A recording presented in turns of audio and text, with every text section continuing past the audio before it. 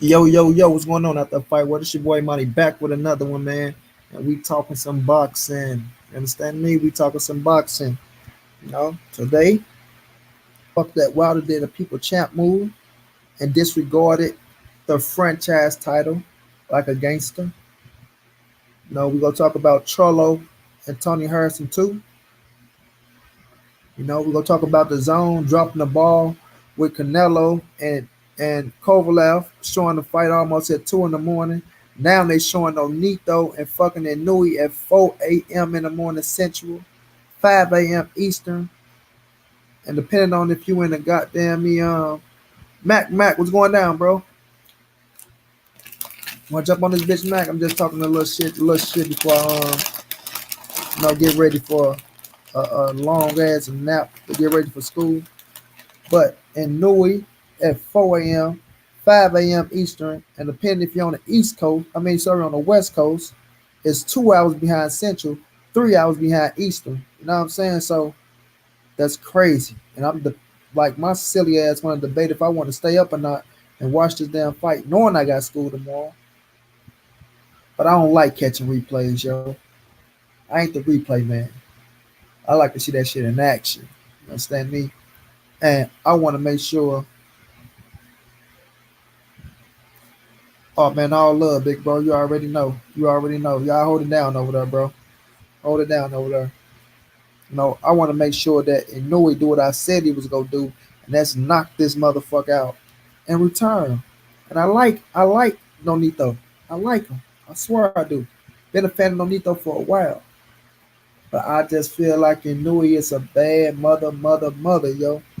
You know what I mean? He a bad boy, yo. Joseph Brown, salute, bro. What's going down? My bad. I ain't even say nothing to you. If I did, salute to you again, my G. Man, the Smoke City going down right now. I should have. Marcus Davis, salute, my boy.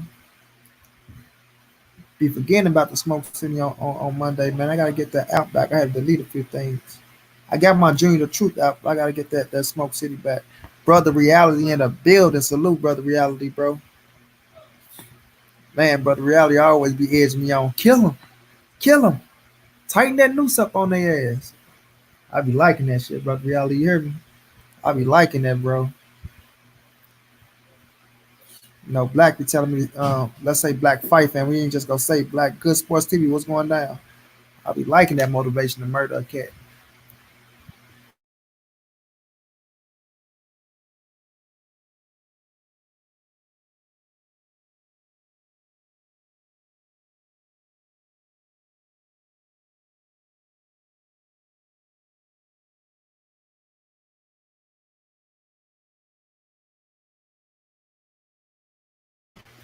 Yeah, I'm over here crunching on Tito's and shit. I mean Tortitos. You know it, Brother Reality, bro. You know it. I'm a man. They afraid to come on main man, Brother Reality. Why? They afraid to come on main man and debate me. But they so tough and they want me to come on one of their homeboys platform. But we know main man platform is a neutral platform to work on. But we know how these cats be.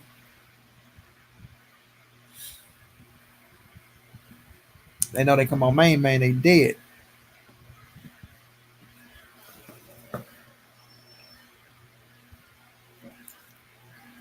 I know Smoke City going down right now. But yeah, the Wilder did an OG move, man. I respect Wilder for that shit. Like all the way around the board.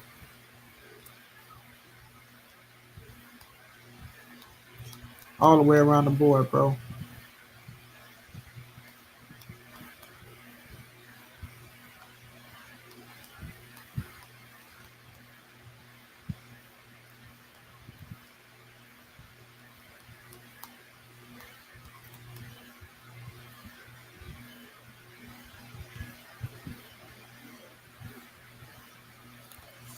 You're intellectually superior, brother. They know that. Facts, brother. Reality. Facts, bro. They know it. And they don't wanna get down in them streets like that. They know it too. Especially big gums. Big gums know it. how many shows I wrote for him, how many questions I wrote for him for the fighters. Not only that, speeches for his job, but they won't give you credit for that. They'll discredit what you do for them, but they want to say everything they do for you, which I find some sucker shit. Because if somebody do good things for me, I'm going to be appreciative and I'm going to let it be known. I get credit where it's due, but they can't do the same. They can't do the same.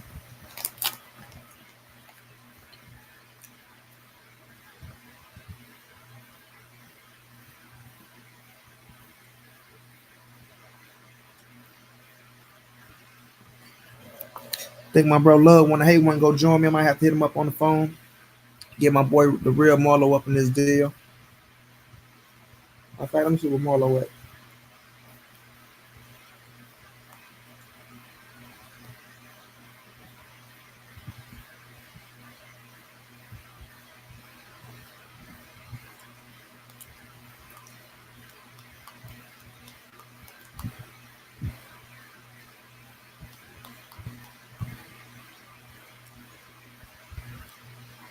Sure do, bro. Sure do. Live in his own world and be straight like, okay, I'm gonna play some things today, brother. Reality. I'm gonna play some things today, bro. But see, I don't like bringing people on this channel when I'm grilling their because I don't want them thinking the show is just about these suckers. But if I get on them cats, I be just I'm gonna play some things today. Matthew Valentine, salute to you. As a matter of fact, let me play a little early real fast before I get these boys on in this deal. They just how delusional they be though, bro. It's just they really be delusional, bro. They really do.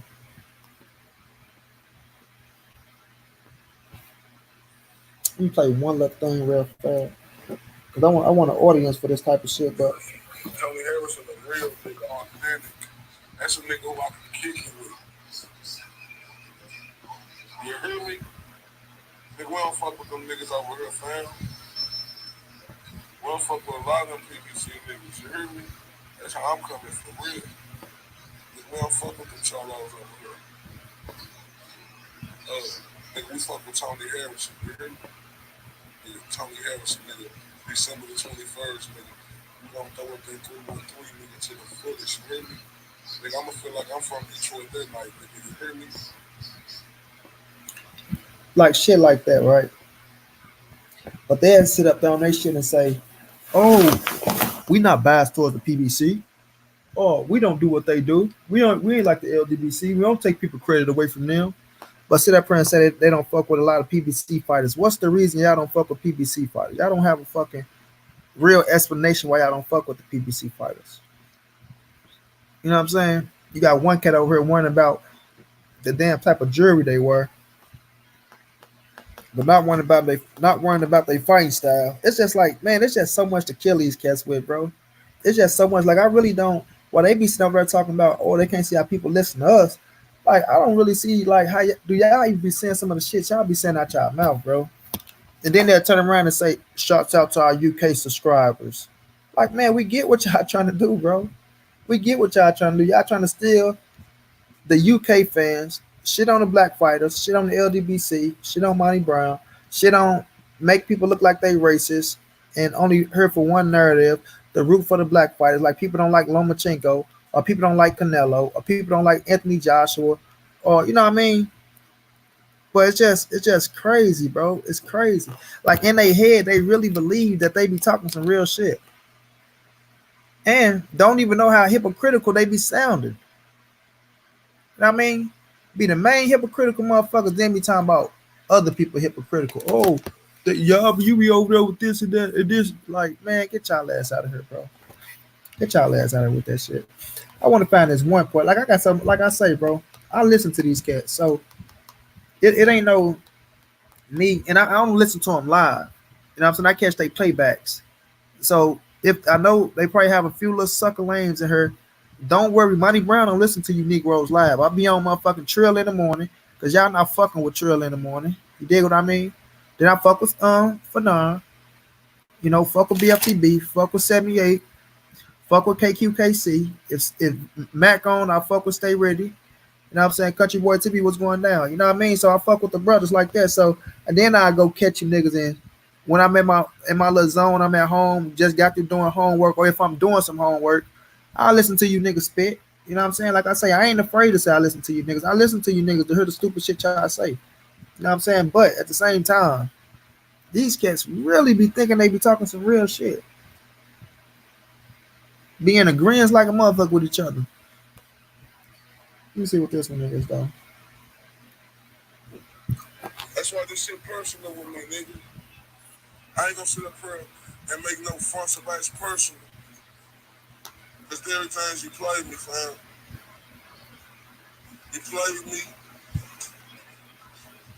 you believe the East Coast nigga, East Coast bitch ass nigga over me, fam. A nigga who had been doing everything, a nigga who had just roll for you 100%. That's why, nigga, I don't cheer for you, nigga. Nothing you got going on, I don't cheer for you, fam. I want you to understand it. And this is about Derrick James right here. We will definitely address Earl Spence Jr. later because I got a problem with him too. And we'll talk about that.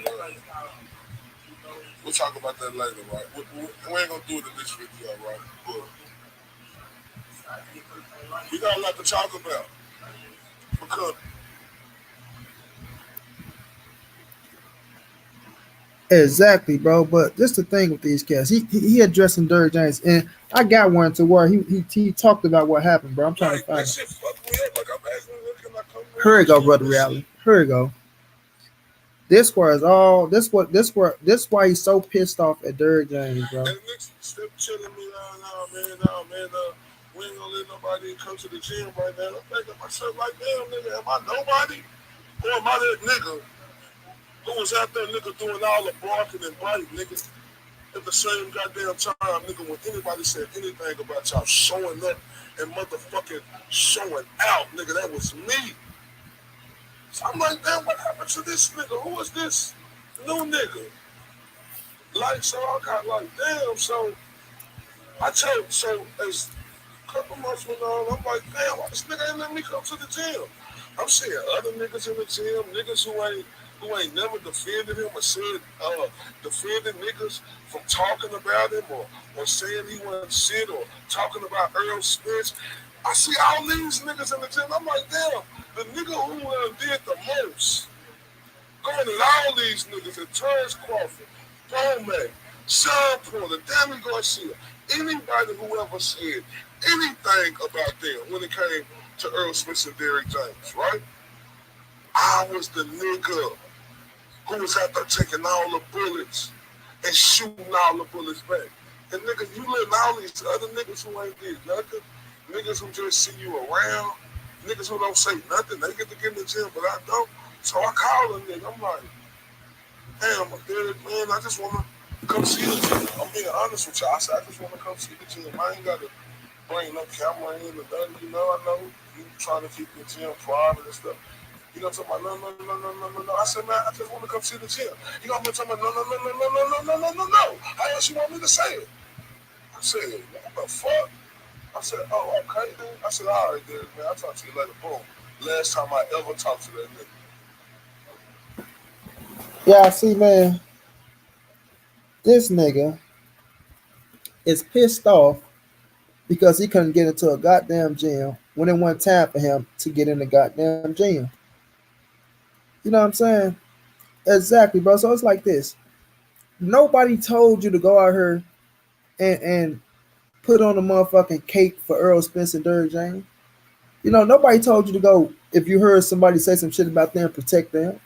Nobody told you to get on your radio show or talk that shit. Oh yeah, I'm rapping Earl Spence. I'm rap. Nobody told you to do that, bro. You took that upon yourself to do that. You didn't even know them at first. You said it out your own mouth. I didn't know them, but I got to talking that shit and made it on. Okay, but nobody told you to do that, bro.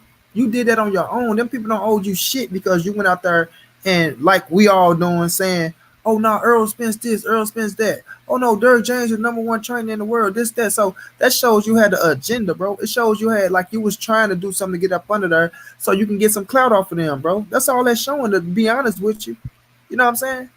But even with that being said, they showed you love, bro. Derrick James gave you media passes, Negro. Media passes to 2 fights. Lamont Peterson and Earl Spence, Mikey Garcia and Sergey Lipinex. You know what I'm saying? Earl let you hold the belt. Earl even, man, listen, Earl did so much for this dude, but he won't get credit. I'm waiting for that video where somebody go address Earl Spence. I'm waiting to see the bullshit he got to say. I'm waiting. But back to Derrick James. He gonna talk about everything that he couldn't do, but he ain't gonna talk about the good shit that Derrick James did for him. That's some sucker shit. But you're a grown ass man, bro. You sitting up here crying like a bitch. You crying like a bitch, bro. You crying like a bitch. Then you want to say he pissed off at me, brother, because I didn't make a video going at Derrick James. When I said I was gonna make a video going at Derrick James. You know what I'm saying? Oh, you said you gonna make a video if you heard Derrick James got my media press took it. That's what I said. I say, man, he got to the court. He was literally crying, boohooing, dropping big ass tears. He got my media pass. I'm like, damn, I'm feeling bad for the nigga and shit. This ugly motherfucker, things like that, right? So I'm like, man, if he got your media pass taken, bro, I'm gonna make a video about it. You know, tell him that was some bitch ass shit. But he came back and told me Earl got into Derrick James' ass. So I'm like, if Earl Spence got into Derrick James' ass, you know what I'm saying? The man trying to get so close to, then nobody else have to say shit. If Earl says something, nigga, that's the icing on the cake. That's the icing on the cake. But on the other hand, he had plenty of times to confront Derrick James like a man, bro. He had more than 3 or 4 times, brother Real. He had more than 3 or 4 times to confront Derrick James like a motherfucking man, face to fucking face. And I told this nigga, I say, go approach him like a man, bro. No, he over there, money, bro. He over. I'm like, bro, step to him like a man and see what's up with him, bro. Step to him like a man. He see me. I'm like, man, fuck that. He see you, nigga. He the big dog up in that bitch, not you, motherfucker. And I ain't trying to downplay him like he ain't put in no work, like he ain't known around the city. But when it come to you and Derrick James, nigga, you're not bigger than a motherfucking millionaire, point blank, period. I don't give a fuck how many people know your name. But at the end of the day, step to him like a man, bro. Talk to him like a man. Let him know how you feel. That's what the fuck I'm gonna do. I'm not gonna call no nigga on the phone tomorrow. Where you at? Man, I've been trying to call you Derrick James here. Fuck nah, man. I'm gonna walk up Derrick and I holler at you, bro. You know, which one talk, man? I just want to holler at you for 1 second, man. Could we step over and talk, bro? And hash the shit out. Not just sit up and you right there with him, you don't say shit. But then when you get around your keyboard and your computer, you want to go talk all this shit. Man, get out of here with that punk ass shit, bro. Get out of here with that punk ass shit. Right, bro, he see me. For real, bro. Like, get out of here with that weak ass shit, bro. Nigga, you had a chance to confront him like a man, bro. On your own, nigga. On your own. But instead, you wanted to sit on back and play the keyboard game. Fuck out of here with that. Nigga's supposed to be so tough, though. Nigga, it was over with. Shout out to my nigga Delano 92. Hell, money was around. I know whole cake ass nigga knew everything that was going on, but money is a pussy. You know what I'm saying? I was the nigga. Derrick James ain't never did shit for this nigga. Earl Spence and them ain't never did shit for this nigga. Mr. RTPA was doing shit for this nigga, whether it was just, man, look, I had this one nigga named Ghost Sports World Life who sent me some shirts, right? Money was my nigga, so I say, damn, if I got some shirts, let me get this nigga to send my nigga some shirts. And he mailed that nigga some shirts up there. So Money had this bitch ass around the whole goddamn time. Kwame East, they had their bitch ass around the whole goddamn time, but you know what it was? At the end of the day, they were sucker niggas, right? And the reason why they were sucker niggas because they was like, damn, right, we seeing how this day, and look, you know how they sell a bunch of bitches and shit? Because they were sitting up there seeing how Derrick James was a bitch, acting like a bitch, and he was a hoe. False. You know, everything I love, nigga Kwame was saying that nigga was a bitch. He was a hoe. Money was saying that nigga was a hoe. He was a fraud. All of them, they was talking shit now. Oh, Derrick James he's an outstanding. Like, they didn't say none of that shit. This shit just crazy with me. I just was being quiet for a long time, but I don't trip for Derrick Jones. You see how you got to make up? Like that's what I mean about niggas being 100 and being real about the shit, bro. Like I want him, like I want to bring him on here. Like even if we debate, I want him to tell me one time when I said Derrick James was a bitch and he was a hoe. That's what I mean, bro. Like that's why I say I don't have no problem with rebuttal and shit. I don't have no problem with listening to shit because I already know as a man, bro, I'm gonna stand on everything that I say, bro. I'm gonna stand on every fucking thing that I say, bro. And what I told this Negro was, if Derrick James got your media pass taken, bro, that was some whole shit, and I'm gonna make a video. But when he came back to me and told me that Earl Spence got to Derrick James' ass, especially around the time where Earl getting ready to go fight Mikey Garcia, and I've been told him I'm not making shit until after the fight is over with. I'm letting Earl concentrate 100% on this training. I'm not going to be no distractions or none of that shit. But if it come out and it's true that Derrick James got that media pass taken, that was some whole shit. You see what I'm saying? But he talking about, oh, these niggas say, I don't know what the fuck Kwame said. I don't even fuck with the nigga Kwame. That's his homeboy that snaked his ass. You dig what I mean? That's his homeboy. So that nigga I don't even fuck with. But nigga to say I snake you and I was a bitch ass nigga and I was around and didn't do shit for you. That's what I mean. A nigga say everything that he did for you, but won't say what you did for him. Now y'all answer me this, bro. What niggas go sit up here and do all these things for somebody just off the strength because they like some motherfucker? You know what I mean? Nobody's finna go get drops. Nobody's finna get shirts sent to a nigga. Nobody's finna whatever he did for me. That shit ain't just finna come off hand without a nigga getting shit back. And to be honest with y'all, I did shit. So I did so much shit for this nigga, bro. It overdoes everything he done for me. But I don't even talk about that shit. I don't even talk about it, bro, because I really don't give a fuck. Cause this shit come natural to me, bro. But it's just like niggas like him, bro. Like my dude, Brother Reality say, that's stuck in their own bullshit ass world and want to fit in with other niggas, so they got to try to make up certain narratives to, make themselves feel so good because sometimes niggas ain't comfortable in their own skin, bro. And that's fucked up when you can't be comfortable in your own skin and you're a grown ass man. You know what I'm saying? It be grown ass man I heard that be insecure with themselves. You know, they be very insecure with themselves, bro. And that's a damn shame because man shouldn't be insecure. And if you do have any insecurity, you should be able to laugh and joke about that shit and talk about it, bro. You dig what I mean? Especially as a grown man. As a grown fucking man, you got insecurities, bro. That's something you got to check inside yourself. You did? But shit they be saying, bro, man, it just don't add up. It don't be adding up, bro. And this man, as much as he want to try to blame Derrick James for the shit happening with him and Derrick James, he got to blame his goddamn self as well. Because he's talking about Derrick James that his emotions get to him. Well, you let your emotions get to you when you couldn't get into a goddamn gym, when the gym wasn't even fixed up. You know, you just wanted to be around Earl so damn bad that you was in your feelings. You know what I mean? He was in his feelings, and he ain't gonna tell the truth. Just keep it 100, bro. Keep this shit 100, bro. Because like, if a nigga like me, bro, if I feel some type of way and it's the truth, I'm gonna talk about it, bro. You know what I'm saying? He want to keep riding with the narrative that Earl made Derrick James be quiet in the dressing room when Earl told him, "Shut up, let Corey keep talking," and Derrick James didn't like him ever since then. Well, you not getting into that gym, you didn't like Derrick James ever since then. Charlo not giving you a drop from me. You want me to be mad at Charlo because he didn't give you a drop? Man, fuck no, I still love Charlos, bro.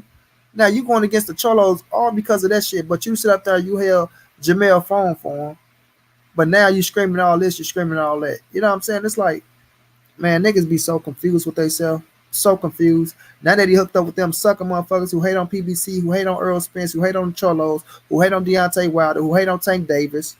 You know what I'm saying? Now he got to do some shit to fit in with them. So now every narrative that he had, it got to change now. Rooting for Earl Spence, oh, I'm not going to be biased anymore.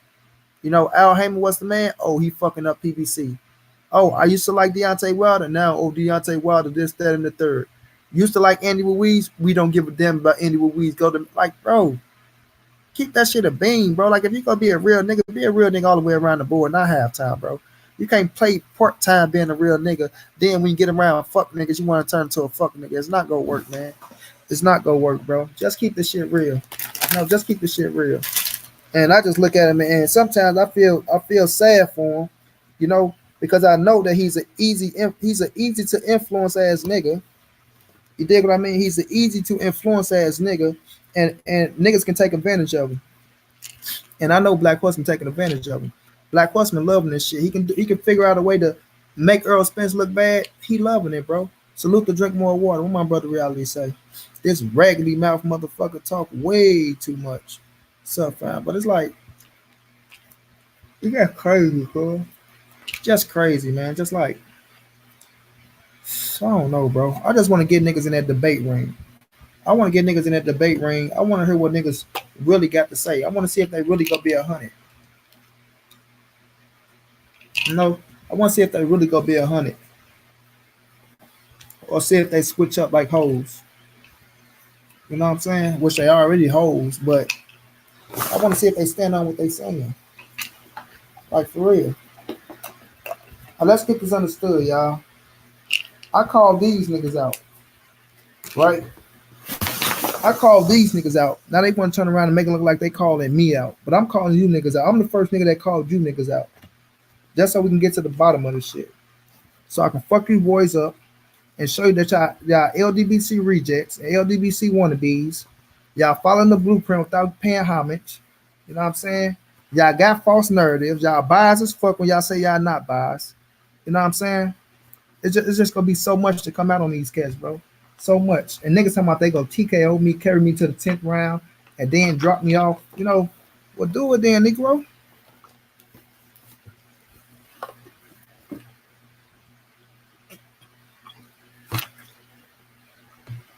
Because I'm promising the cats that ride with me.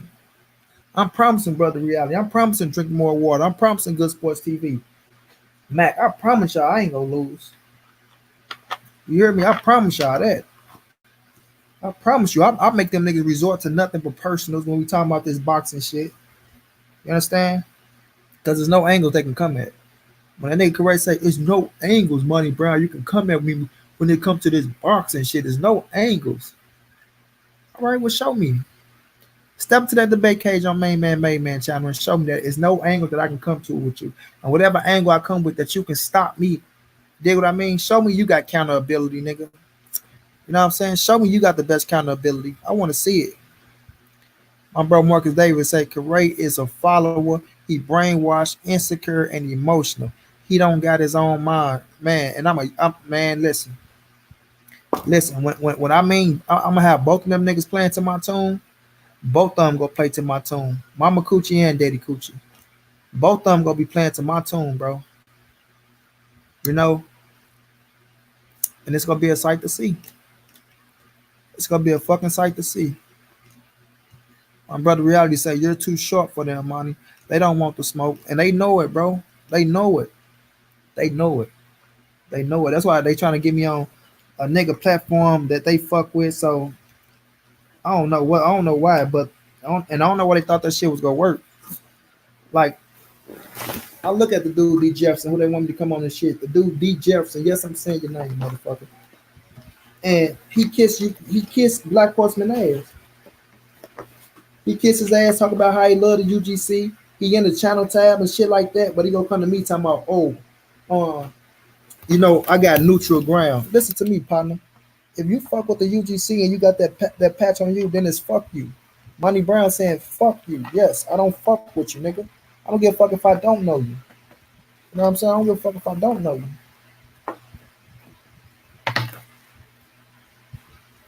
There's one thing I do know.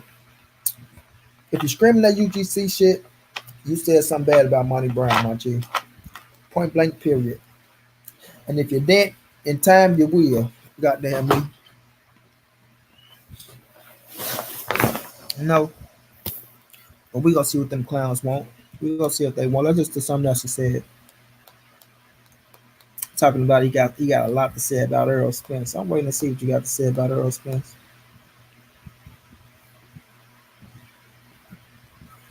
That's why this shit personal with me, nigga.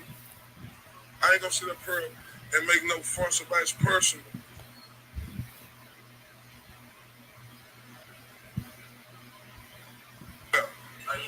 Because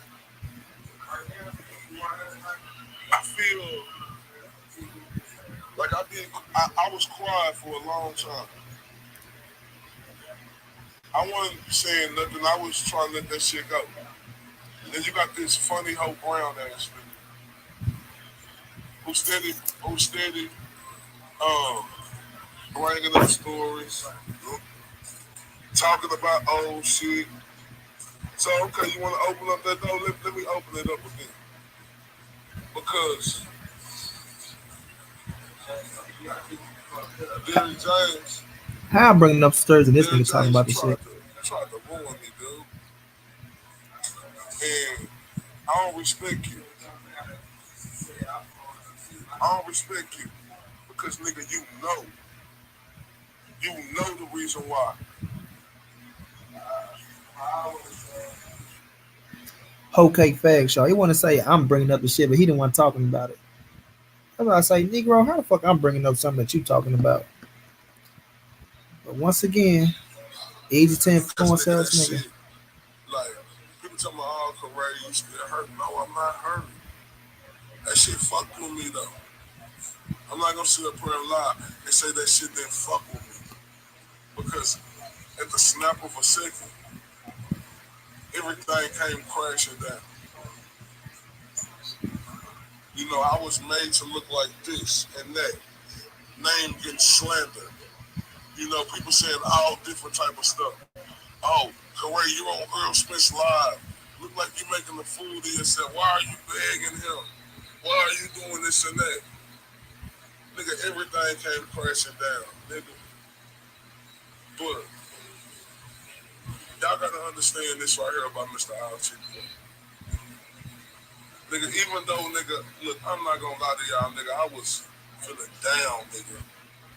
Cause I couldn't believe it. It's like, is this shit really happening like this? So, nigga, I was down. But one thing I live off of, and I stand by, and I'm 10 toes down on ever since I came to this guy. I got this, I got this, Now y'all heard this dude, man. Listen, I'm gonna say this, bro. And then I'm gonna get to talking this boxing shit. I'm gonna say this. This nigga Corey, man.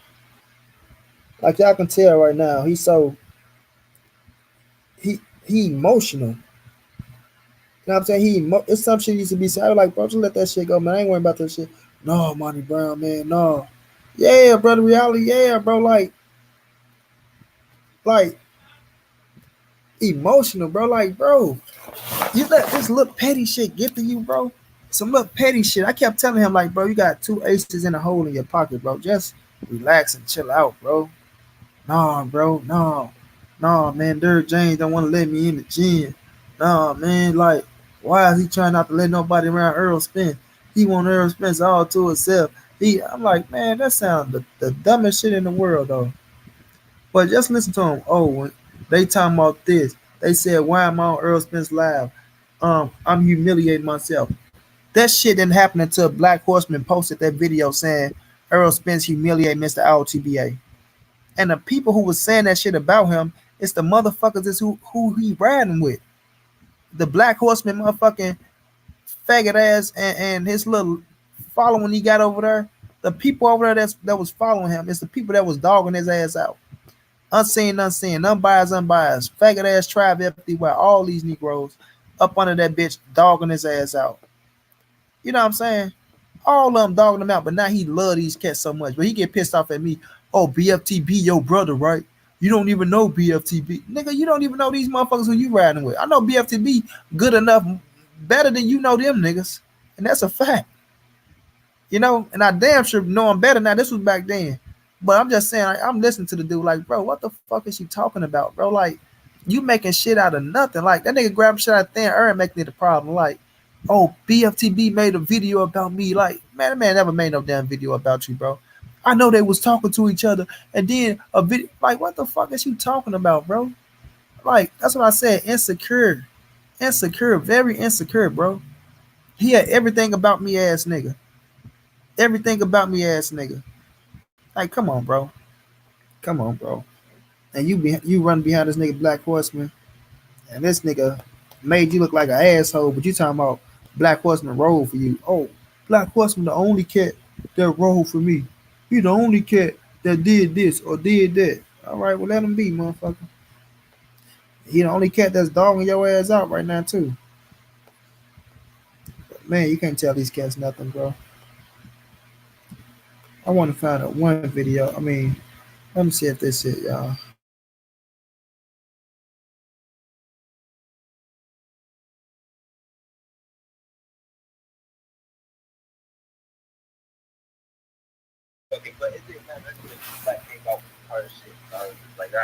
Hey, here go this gay motherfucker. Man, that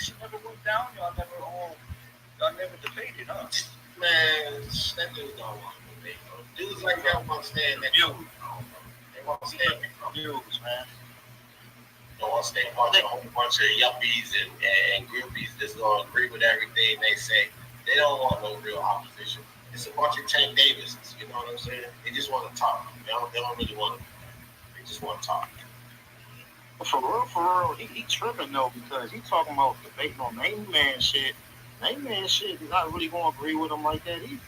Nah, but maybe keep it one. He was, a lot of the narratives and stuff they push. Maybe he opposite of that. Listen to man talk about 10 days. He call them stank babies. So maybe ain't going, not on that bullshit. Right, nigga trying to make demands and shit like nigga respect. Man, get the fuck out of here, man. Come on, man. Who the fuck you think you talking to? I got respect for him, man. I like that dude. Y'all right. Yeah, that's my. Yo, D, if you need that, like if you said that you fuck about that editing, man, yo, just drop it. You see that? This is the stupidest shit I've been hearing in my life, y'all. Now, I said let's go on main man and main man on a fucking neutral platform and let's get this work. But these motherfuckers say, I want somebody to ride with me. Oh, main man, not gonna ride with him like that. He ain't gonna agree with him. He ain't gonna do. Of course he not, motherfucker. That's why I said we going on main man, the neutral platform. That's why I say, man. I can't make this shit up with these cats, bro. I can't make this shit up with these cats. These cats just they say one thing and do another, but then they like to switch the shit on me like it's crazy, yo. It's crazy. But we go work, man. Enough with these niggas. Brother Reality say, boy, I've been listening to that Cole Thomas. Hell yeah. Out. Yeah. Marcus, the goofy ass troll nigga, the fuck up out of here. Marcus Davis, put him on timeout or get him out for good. Out for good. He ain't on nothing but bullshit. But yeah, though, man. Hopefully these cats one day step up to the plate like a man. Step up to the plate like a man. You dig? But check this out, y'all. Deontay Wilder, man. Deontay Wilder. What a fucking human being he is, yo. What a human being, man. Like we all know that this franchise belt is some bullshit. We all know that this franchise belt is going to stop a lot of fucking good fights. You know what I mean? It's going to stop a lot of fucking good fights. You know, and like D said, man, I love having a mandatory. Mandatories are part of this boxing game. You know, what would Earl Spence be if he want the mandatory to fucking kill Brook to get that title shot? You see what I'm saying? So if we sit up here and we take away the mandatories, bro, fuck yeah, brother reality, bro. Drink more water, say realest nigga in the game. It's good sports TV say champ. For real, bro. Now, if we don't have mandatories in the boxing game, people working their ass off to get to earn a shot at a title, then what are we doing? What the fuck are we doing? You see what I'm saying, Sudaman? And listen, y'all make enough fucking money. Y'all make enough money. Y'all get 10% from a lot of fucking fighters. So come on, man. Come on. Y'all want to take the best fighters in the fucking game and say they don't have mandatories? Are you crazy? Or are you dumb? Y'all want to take the head honchos, and it's only for the WBC, but if the WBC do the shit, then I'm quite sure other suits go follow, especially if the shit start being successful. But y'all want to take the head honchos in the game and monopolize y'all sanctioned body and y'all titles by saying, "Oh, the franchise title. I mean, the franchise champion don't have a mandatory, so they can just sit at the top of the fucking food chain and cherry pick who they want to fight. You know what I mean? And cherry pick who the fuck they want to fight." M. Creed say not a fan of Dana White, but even he wouldn't let that franchise thing get going. Facts, man. You know what I mean? Like And then y'all come out with this franchise shit, and y'all franchise Canelo, and y'all franchise Lomachenko. Lomachenko just became a fucking WBC world champion, and I love Lomachenko. Love his fighting style. Now I mean, when Lomachenko fight, I'm glued to the television. But he haven't even defended the WBC not once. He won the title, and it was a fucking vacant title. It ain't even like he beat the champion for the belt. It ain't even like he beat a champion for the belt. And y'all go straight to Lomachenko after y'all franchise Canelo Alvarez and franchise Lomachenko. Just insane. Just insane. When Lomachenko haven't done nothing to prove that the WBC will make X. Well, I ain't gonna say he ain't done, like, let me say not done nothing. Let's just say he haven't defended the fucking WBC yet. Well, I'm gonna say this: he haven't done nothing for real with the WBC title. I'm gonna say that he haven't done nothing for real, bro. Now beating Luke Campbell, yeah, I give him credit for beating Luke Campbell. Like I said, I was a Luke Campbell fan. I understand what Luke Campbell was, but I still feel like Devin Haney and Luke Campbell should have fought for that goddamn WBC title. That way, you don't have to fucking worry about ducking fucking. You don't have to worry about ducking Devin Haney, which I don't feel like Lomachenko ducked him, but this was a duck move by the WBC. You didn't have to worry about that. If you would have just let the right man fight for the belt, who deserved to fight for the fucking belt? Luke Campbell and Devin Haney was the fucking fight. But instead, you got greedy ass Bob Arum who trying to make Lomachenko undisputed and put all his eggs in a basket for Lomachenko. That y'all done fucked up a lot of shit. Now, if you gonna give him the WBC, you make him stand on that shit. One of the most prestigious belts in the fucking history of boxing. Got the greatest fighters of all time on a fucking scrap.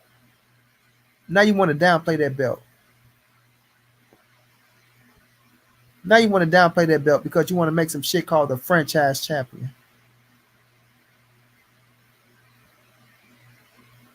One of the most prestigious fucking belt in boxing. The green belt, the money belt, the one that everybody want to have before they leave the fucking sport. And now it really don't account for shit right now. Jamal Charlo got it, Devin Haney got it, but niggas treating them like they ain't nothing. But they won't say shit about the WBC making this franchise shit. Got weak motherfuckers want to call Jamal and Devin paper champions. Or they didn't do nothing to deserve the belt. But y'all not going to address Suleiman for doing this weak ass shit. I don't knock nobody's position, bro. How they be coming to a title. I mean, how they coming to a fucking belt. I'm not finna knock Jamal Charlo or Devin Haney. I'm gonna call them champions. I'm gonna call them WBC world champions. I'm not acknowledging no franchise title. I'm not acknowledging that shit. So right now, Lomachenko has 2 belts. Devin Haney has the WBC. You know what I mean? He has 2 belts. And if he beat fucking the winner of Richard Kwame and Teofimo, if they make that happen, he'll have 3 belts. He won't be no fucking undisputed champion to me. No, I'm sorry. No undisputed. All you got is 3 belts. Devin Haney is the WBC lightweight world champion. Jamal Charlo is the WBC middleweight world champion. Canelo don't have no fucking 3 belts there. He has 2. And now he has 1. If I'm not mistaken. Because the IBF is with Triple G. WBC. Well, Canelo got 2. Yeah, he has 2. So, no franchise. Sorry, no franchise or no undisputed. It's not happening. Not for me. I'm not calling neither one of you cats no fucking undisputed champion if y'all get 3 belts. No. That franchise shit, no, not acknowledging. Not acknowledging. It ain't shit but a trinket. It ain't shit but a trinket. You got a franchise belt? Good. Sit it on the counter. Look damn good. But sit it on the counter.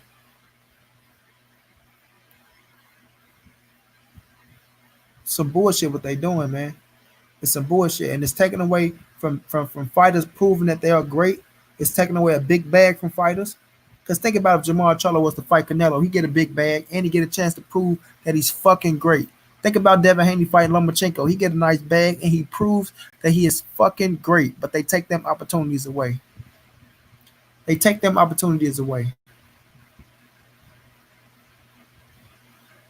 And when Deontay Wilder said, I don't want that shit, I listen to the fans, aka the LDBC. I heard what they saying, and I listened to my own heart saying, what the fuck is this franchise shit? He can't even explain it. They can't explain it. Is it a belt? Oh, if I get that, I don't have to face my mandatory. What you mean I don't have to face my mandatory? I want to face my mandatory. I want to face the young hungry motherfuckers that's coming up that work their way to that position to fight for this world title so they can try to make their dreams come true. The same way I work myself to that position to be a mandatory to make my dream come true. You know what I'm saying? So miss me with the bullshit, man. Miss me with the bullshit. And it's crazy that they really is riding with this shit. They are really riding. It's not like let me like they didn't even throw it out there first and see what the catch was gonna be. See, the smart thing would have been throwing this shit out there and talking about it first. You know what I mean? Throwing it out there and talking about it first, and let's see how people, accept it, how they receive it, and how they talk back to it.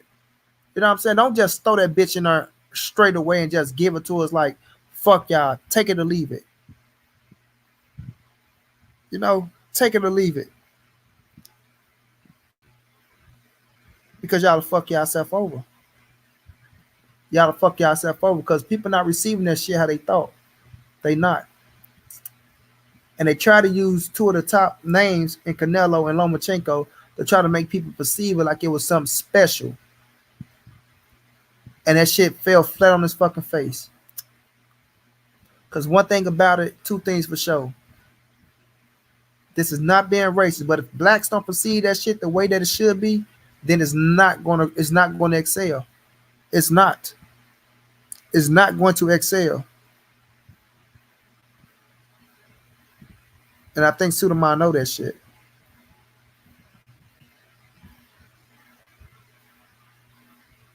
So I'm looking to see how far this shit gonna make it, yo. Like Donald Trump in the presidency. I'm looking how far it's gonna make it. Can't believe that motherfucker last 4 years, but we gonna see how far like this franchise shit lasts. You know what I'm saying? Before they put an X on that motherfucker and take it away, and understand that was a stupid ass idea to come up with in the first place. Now you know what would have been a smart thing, to be honest with you. Now the smart thing would have been to all undisputed champions.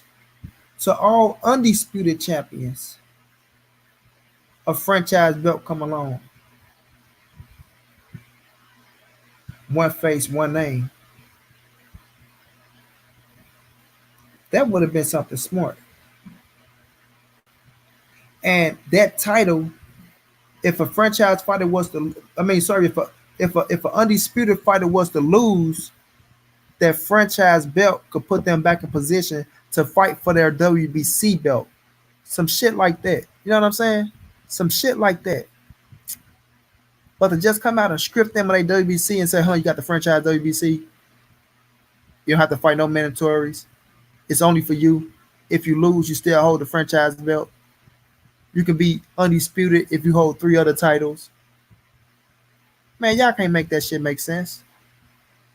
Y'all can't make that make sense. 2019, y'all want to come up with some goddamn franchise title shit. Oh, what my bro BFTB call that motherfucker? The French fry belt. Y'all want us to play a tune to the French fry belt? Come on, man. Cut that shit out. Cut it out, Suleiman. Like I say, y'all make enough money. Make damn good money. No need to try to rip fighters off for an extra 10%, yo. It just don't make no sense. It just don't make no sense. Just sit back, relax, pick up what you get. And be grateful. Be fucking grateful. But Deontay Wilder said, don't bring that shit this way. You know what I'm saying? Don't bring that shit this way. Don't come to me talking about no motherfucking franchise belt. El Jefe, what's going down, bro? Don't come to me talking about no fucking franchise belt. El Jefe, you the cat that you Mexican fight fan that be on UGC shit. I might be wrong.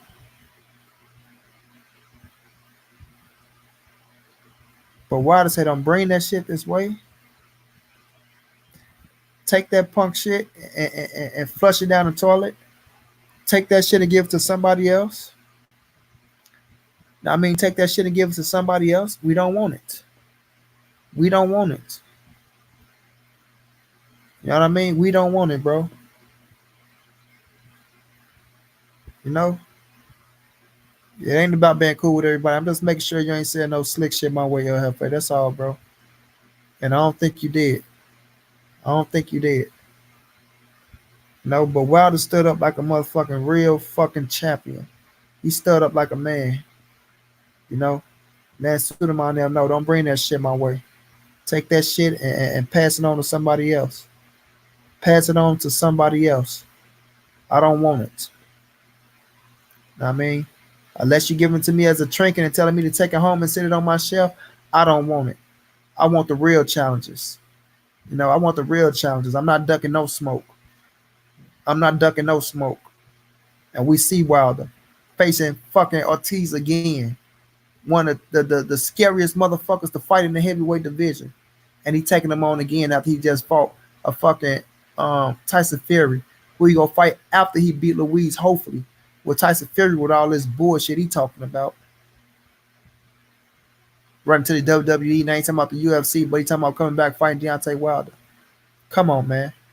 Come on, man. Salute my brother, Young Murder Cut Man in this thing. OZ Luna, what's going down, bro?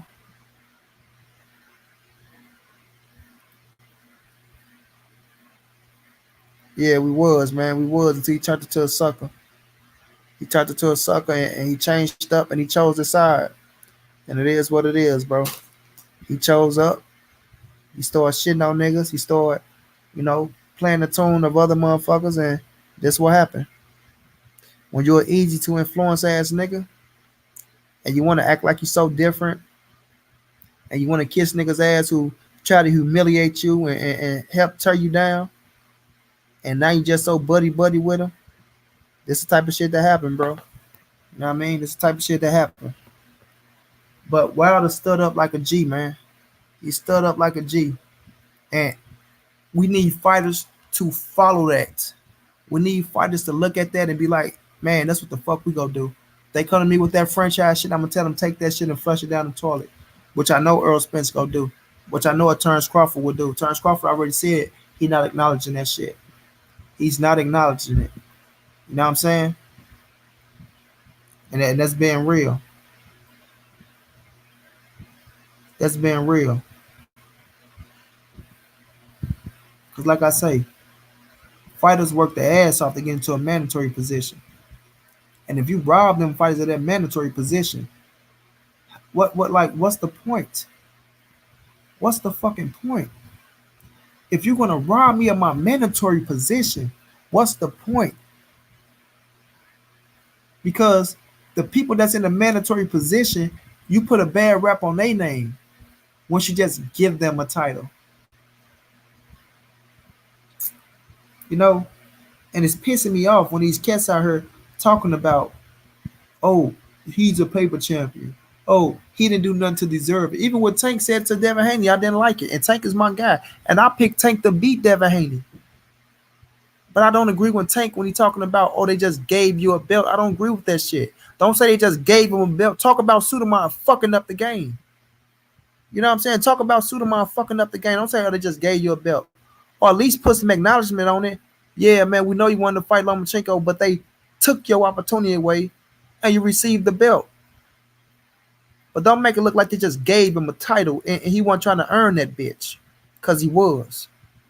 And he was ready to do what he had to do for that motherfucker. Devin Haney was ready to face anybody for that scrap. Anybody. Vice versa with motherfucking Jamal Charlo. That's why you got to salute fighters like them. You got to salute him. You know, you got to salute him. Because one thing Jamal Charlo's always said, and that's why I respect him a lot. If I can't beat him, I'm a damn sure try. But I want my opportunity. You know what I'm saying? I want my opportunity. I just want to show if I'm the best or if they the best. Whether I win, lose, or draw. And Jamal Charlo is so fucking mentally strong, yo. Mentally strong. Mentally. And we all know that boxing is 75% mentally, maybe even 80% mentally, bro. And he gonna be a tough motherfucker to beat in that ring. For anybody. For anybody. You know what I'm saying? He gonna be tough to beat in that ring for anybody.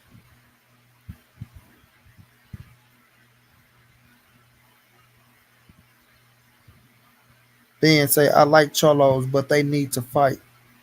They trying to fight, Ben. When you say they need to fight, they need to fight who, bro?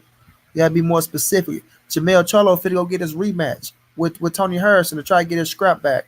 Jamal Charlo been trying to fight his mandatory in Canelo or Triple G for a while. For a while. Been trying to fight Danny Jacob. They all turned him down. But guess what? They're staying busy, and you gotta respect that. Jamal about to fight. What's my guy name? I know I'm cooking right now. I can't get his fucking name. But he fought the shit out of Jaime McGee. You know what I'm saying? That's a he's a world title challenger. You know what I mean? So he's staying busy, bro. Yeah, Dennis Hogan. Thank y'all. Dennis Hogan.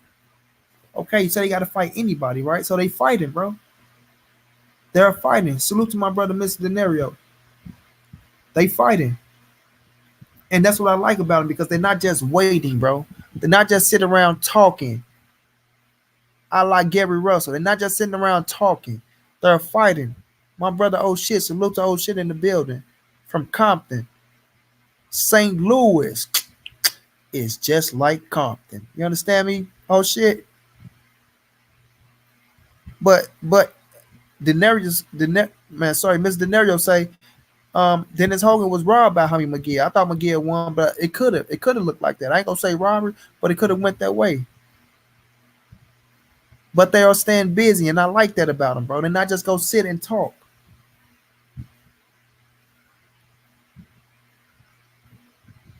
But if you're getting robbed of opportunity, what do you like? What the fuck can you do? What can you do? Jamal Charlo was the mandatory to Canelo, and I thought Canelo would beat Jamal Charlo. I still think that way. But like I say, I know Jamal Charlo got what it takes to beat Canelo as well. But like Jamal said, win, lose, or draw, I want my opportunity to let's see. Let's see if I'm that guy. And if not, then beat me. Then beat me. You know? We seen Abel Sanchez out his own mouth on Dante Boxing Nation. If it's up to me, Jamal Charlo would never get a chance because he called Triple G Little G. What the fuck? What the fuck? Because he called Triple G Little G, he can't get a fight? You got motherfuckers that called him worse than that and got a fight.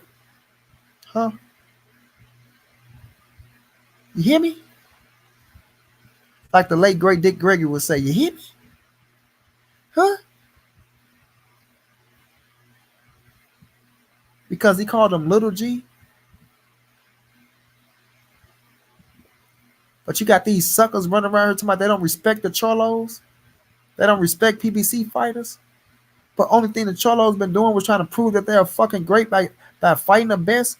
And these Negroes somehow they want to see the best versus the best. But they want to shit on the fighters that's trying to fight the best. Come on, man. Stop playing with me, man. Stop playing with me, man. Stop fucking playing with me, man.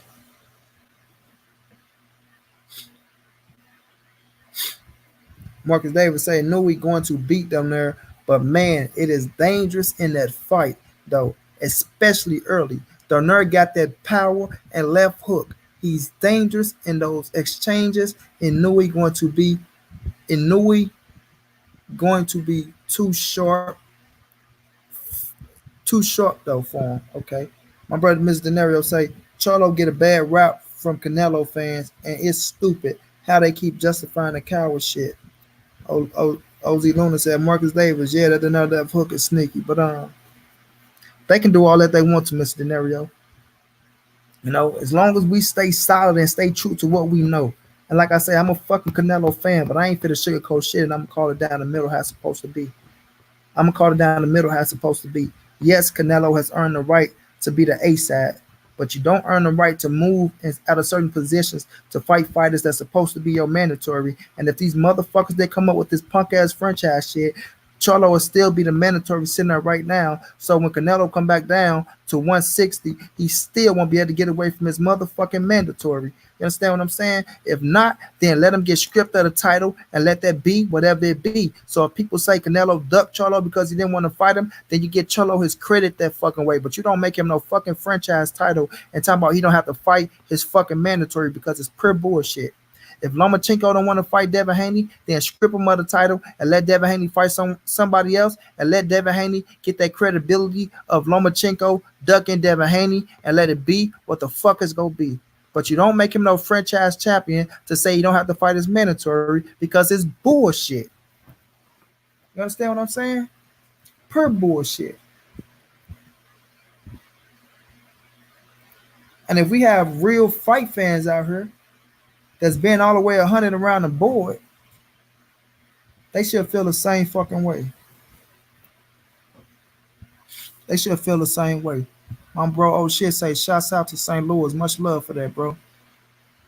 Mrs. Nerio Charlo, yep. Drink more water. Say should be a good fight, but the nerve a little long and little long in the tooth.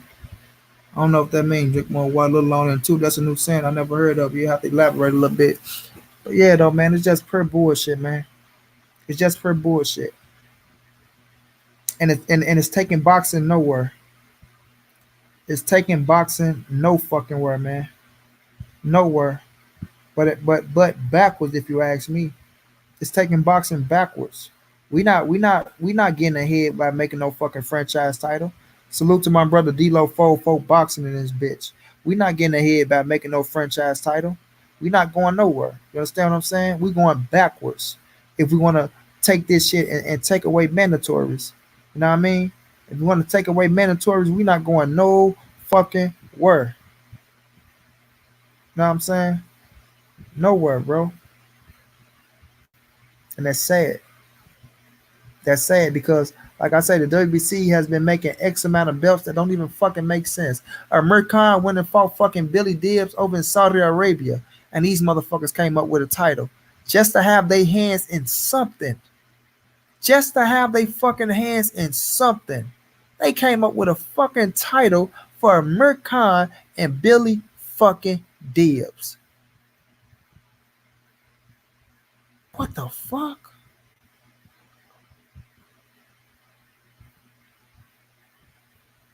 Put my crippled ass in the ring with somebody and give me a title WBC if you got all these goddamn titles. You know what I'm saying? Let me get a title. Good Sports TV say means old. Okay, bro. Then Carter say Diego, Pacheco, a 6'4" middleweight from Mexico is good. Yeah, I know you're talking about, bro. I seen the fight before. Can't pronounce his last name. I'm cooking though. That shit is foolish and straight buffoonery. They are discrediting the world title. All facts, D-Lo. And not just any world title, D-Lo, like I was saying earlier. One of the most prestige titles in boxing. The green belt with all the fucking greats on it. You know what I'm saying? With all the greats on. When we look at the WBO, we look at the IBF, we look at the WBA, we don't see that belt draped out with fighters on that bitch. But when we see that green belt, that green and gold pretty motherfucker with Muhammad Ali, Floyd Mayweather, Sugar Ray Robinson, Sugar Ray Leonard, Tommy Hitman's Hearn, Marvin Hagler, Oscar De La Hoya, you know, Joe Frazier. When you see that bitch draped out and you see all these champions on that bitch, it's a sight to see, man. It's a fucking sight to see. So for y'all to take that title away and make it look like it's nothing, like it's just a WBA regular, it's absurd to me, man. I can't wrap my mind around that shit. I can't wrap my mind around it. I'm not acknowledging that franchise shit. No. Canelo, you gave up the WBC, you don't have it no more. The franchise is nothing. Lomachenko, you gave up the WBC, you don't have it no more. The franchise is nothing. Is nothing. I'm going to make that post on Instagram. I'm happy I'm talking about this shit. I'm happy I'm talking about it. You know what I mean? I was looking for something to put up on Instagram. I'm trying to get a man free, you know, trying to get a man free. And let me get his name so I can say it the right way. But you know, he on the countdown right now. It was 10 days. I think it's 8 days now. You know what I mean? Another man that's in that fucking cage for no reason.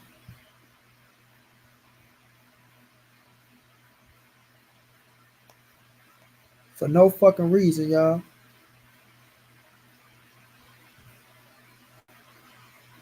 And his name is Rodney Reed. Rodney Reed. You know they got him locked up. They about to execute that man in 8 days, bro. And the evidence show that the man is fucking an innocent man. You know what I'm saying? It shows that the man is an innocent man. And they about to execute this fucking man. Fucked up world we living in. Just a fucked up world we living in, yo.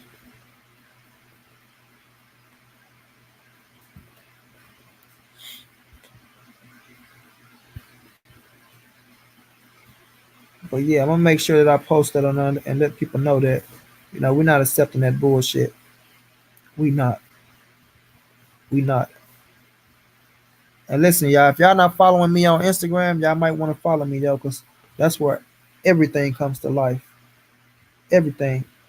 When y'all talking about me working, man, I put in so much work over there, y'all. Don't make no sense.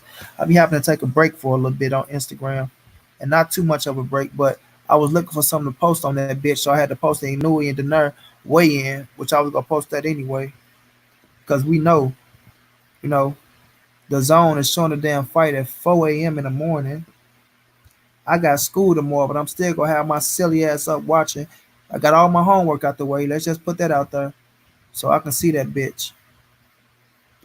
Nah, D-Lo, I don't even do Twitter, but I need to get in tune with Twitter, bro. I need to get in tune with Twitter. Right now, my main focus right now is Instagram and YouTube. D-Lo say, Money, drop a video a few hours ago.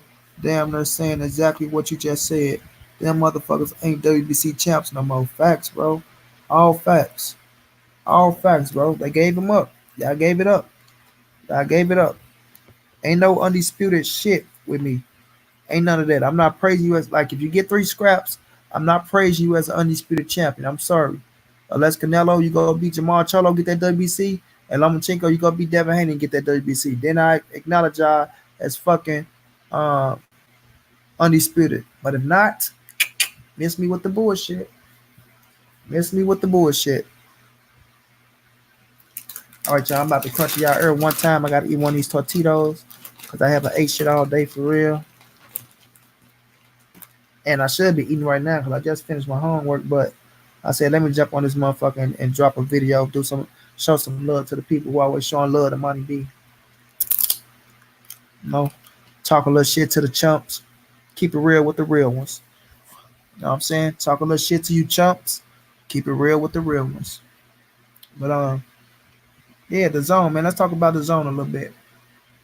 Because I seen, you know, my guy Brandon from the UFC, who I like a lot, say that UFC is bigger than boxing. Really, Brandon? UFC is bigger than boxing? Because the zone dumbass sat up there and was afraid to go heads up with fucking Nate Diaz and whatever the other guy fucking name was, Madibu, whatever the hell his name was. No, sir. You're not gonna make one act destroy boxing, partner, or put UFC over boxing. No, sir. Now the zone did that silly shit. Who knows? Who knows? Maybe UFC called them up the zone and said, because we know the zone do MMA. We know they got their own MMA thing going down. So maybe the UFC hit them up and said, could y'all put the fight on hold for a bit? And we can dish you off a couple dollars. Who knows? But but just because they stopped the Canelo versus the Kovalev fight to show Diaz fight, you gonna say the UFC is bigger than boxing? And I like the UFC. But don't you know how many other boxing fights was on that night? The PBC had the card. ESPN had a card. They didn't wait. They didn't fucking wait. You know, Burchett put Sosa ass down. You know, Brian Costello beat my boy. Um, damn, how I forget his damn name. That's my guy too, man. Damn, man, I hate I be forgetting these names, man. But yeah, Brian Costello got his W. So because the zone was on that bullshit and made us wait almost an hour and a half or 2 hours to see Canelo versus Kovalev, you want to say UFC is bigger than boxing? Miss me with that bullshit. Miss me with it. The zone does not does not represent all of boxing facts. That would have been a pay-per-view going that night. I bet you they went heads up with the UFC ass. But the zone take a L. You take a L, bro. There's no way you got fucking Canelo Alvarez and Kovalev and y'all sitting up here wait to put the fight on to please fucking UFC or to get a couple more extra fucking ratings. If anything, y'all probably lost ratings. Jackass Jimmys. Y'all probably lost fucking ratings.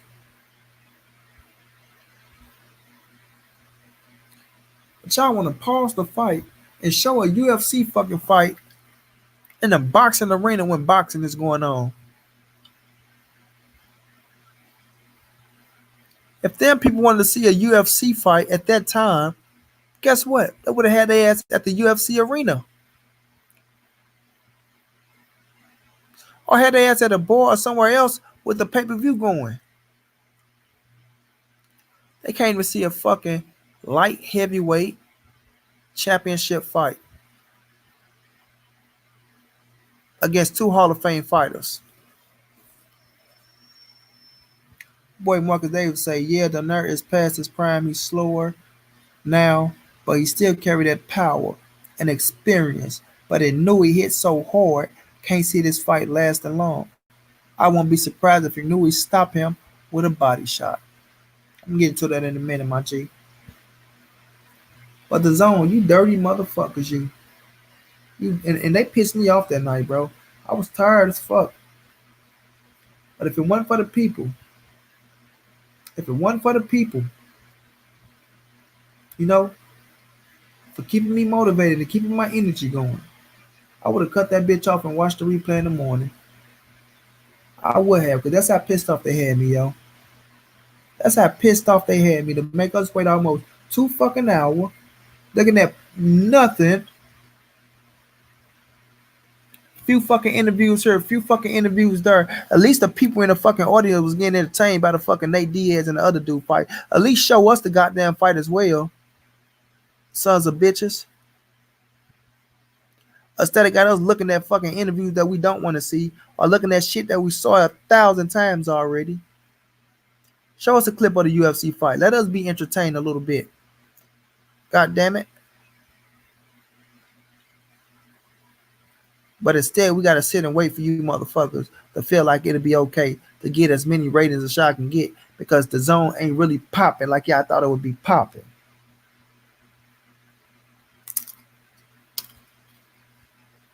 Stay taking up the goddamn prices.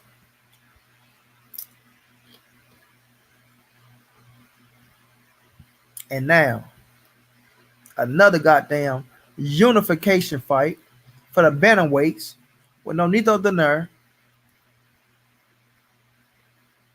and Inoue, however you want to pronounce his damn name.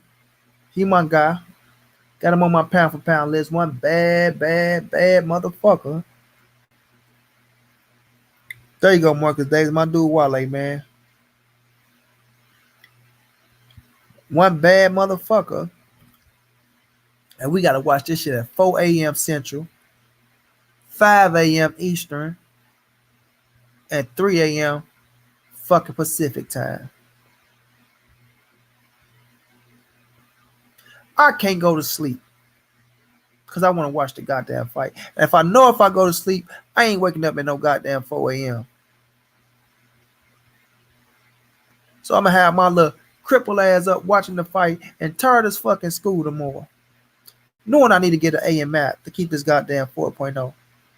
But because I want to see this goddamn boxing fight live, I gotta stay my black ass up and watch this goddamn fight.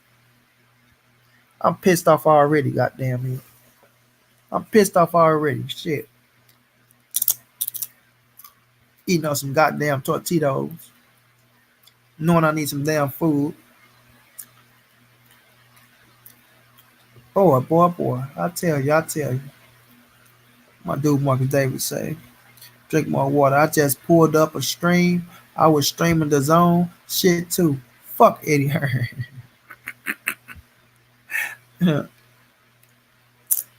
Yeah, man, they got us watching these goddamn fights 4 a.m. in the morning, 5 a.m. in the morning, 3 a.m. in the morning.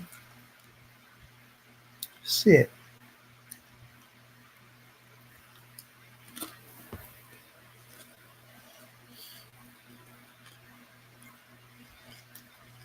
But I'm the type of person, y'all, I gotta watch good fights live, man. I gotta watch good fights live. I hate getting good fights and I'm hearing what happened and I gotta go back and watch the replay. You know what I mean? I don't like it.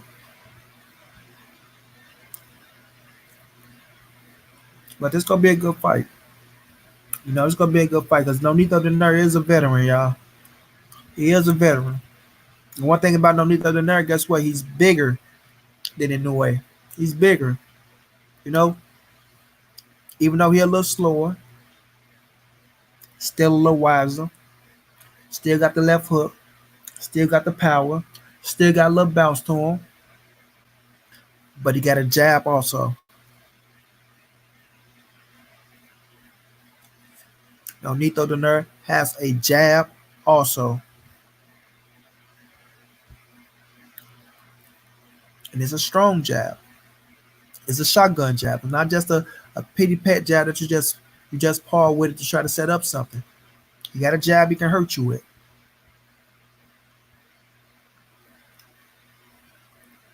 But as my man Marcus Davis say, in no way got that power too. It hits hard as fuck. Hits hard as fuck. And this is his third weight class, everybody. Let's make this clear. This is Inoue third weight class, and the power is real. It carries. You seen what he did to Rodriguez last fight, and the man before that. You know, I had it to be Inoue and Ryan Burnett in a championship, but instead we saw Ryan Burnett turn his back, and Ryan Burnett has retired, and it kind of hurt my feelings a little bit when I got the news. But I do understand it, and I do know why. You don't play boxing, so you don't get into the ring if you know you're not going to be 100%, or you can't be the fighter that you know yourself can be. And I respect Ryan Burnett for that. Don't be a shell of yourself. Don't get into that ring if you know that you can't give it your all, bro. If you know you're not going to be at the level that you know you're supposed to be at, don't play around in that ring and fuck around and get yourself hurt.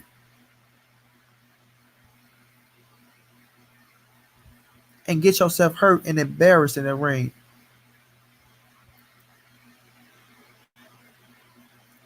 Go out with your pride, with your dignity. To me, Ryan Burnett is still undefeated. Nonito De Niro got the title, but Ryan Burnett was pulled out of that fight because of an injury to his back. And because it was past 4 rounds, Nonito De Niro got the nod. But if we look at the scorecards, Ryan Burnett was up on the cards. You know what I mean? So you got on top, man. You was a unified world champion at bantamweight, IBF and WBA. You had to give up one.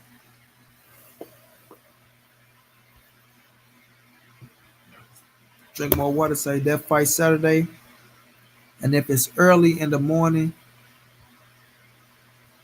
it's gonna be prelims to land the main event. Marcus Davis say no way be blowing out good fighters too. Emmanuel Rodriguez and Carlos Payano were solid fighters, and a new way made them fights look easy. People don't understand what Carlos Payano was, bro. People don't understand that Carlos Payano was the first man to beat Rashid Warren, the first man to beat him. But even after he lost to Rashid Warren, and Rashid Warren came back and beat him, the fight after that, he came and knocked somebody the fuck out. Like, Carlos Payano is a bad boy, yo. A bad boy. Not an easy win for nobody. Nobody. And in New Way blew his ass out in one round. Was it 1 or 2 rounds, Marcus? I think it was one. 1 or 2. Put him out, put his dick in the dirt. Knocked him out cold. Knocked him out cold. And then came and knocked out Rodriguez. You know what I'm saying? Who was a bigger man? Who a lot of people thought that was gonna hurt in New Way. And Rodriguez had his moments a little bit. He had a few little interesting shots in there. He tagged the New Way. Oh yeah. Oh yeah, he touched the New Way. He did. But when the New Way touched his ass, it was all she wrote. Murder she wrote. You know what I'm saying? But I'm gonna say this. New Way don't want to get hit by Nonito Donaire. Not flush, not clean. You don't want to get hit by Nonito Donaire. Not flush, not clean. You know? We all know Nonito carried that punch, man. See what he did to my bro, Stephon Showstopper. You know, Stephon St. Louis brother. But we seen the power. The 118. And we know Nonito was just fighting at 126. But he dropped the 118 to be in the bantamweight tournament. And to me, I felt like he was going to lose to Ryan Burnett if Ryan Burnett never got injured. But things happened. And Nonito became world champion once again. And he defended his title. Now he's going for unification. He's going for unification. And one thing we know about Nonito Donaire, he's not going to be rattled. He's not going to be afraid. He's not going to be shook. The light's not going to blind him because he got that experience. He got that experience, you understand? And one thing Nonito believes in, he believes in his power. He believes in his power. Even though Corey Frampton outboxed his ass, later on in that fight, Nonito heated up a little bit and caught Corey Frampton's ass. He heated up a little bit, and I believe he dropped Corey Frampton, if I'm not mistaken, or he hurt him. You know, my man played tricks on me a little bit, but if I can remember, I think he dropped him. You know, and he got the fighting hard. Marcus Davis said Ryan Burnett was the good fighter. Man, too bad he had to retire early. All facts, bro. He was beating down there, outboxing him till that injury happened. That's what I'm saying. Big general. Ryan Burnett was a big general. You know? And it would have been him and a New Way in the finals right now. Because Tay wasn't going to beat no Ryan Burnett. Let's be real. You know, Tay wasn't going to beat no Ryan Burnett. Just wasn't happening. But in New Way, it's a real deal. In New Way should be on everybody's pounds for pound list. And that's why I tell people, fuck the hype they try to put on these fighters, man. Fuck the hype. Fuck what these cats be saying about these fighters. Use your own mind. Use your own intellect, man, to know that Inoue is a 3-division world champion. Steamrolling great fucking fighters. I'm talking about just putting their dicks in the dirt, knocking them out. Catching them with hard shots. Giving us what we want. He's a fighter. He's a banger. He got dog. He got grit. Give him the credit he deserves, man. Give him the credit he deserves, yo. 3 division world champion, bro, in 16, 17 fights. Gotta get that man his credit, man. It was the first round, I think. Right, Morgan Davis was the first round, bro. The first round. He earned that shit the hard way. Nothing is given, especially not in boxing, bro. Nothing is given. I'm giving Canelo credit for knocking. I'm giving Canelo credit for knocking Kovalev the fuck out. No, it wasn't fixed. Hell no. Canelo went in there and did what he had to do. Sorry for crushing the y'all ear, yo. But Canelo had to do what he had to do. He went in that bitch. He called him on the chin, knocked this right on on the jawbone. Like I tell people, you got a nerve on your jawbone that can make you lose all extremities. And just think about it when your hands was down like that, yo. When your hands is down like that, you get Canelo a free shot. A free shot. Canelo will knock out a heavyweight if you give him a free shot. What my boy Fred Thomas said. Canelo will knock out a heavyweight if you give him a free shot.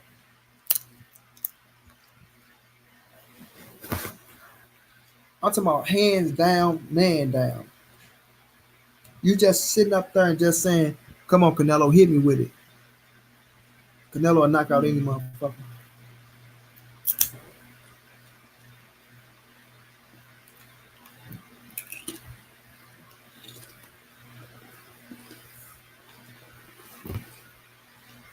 One second, y'all. Let me see something real fast.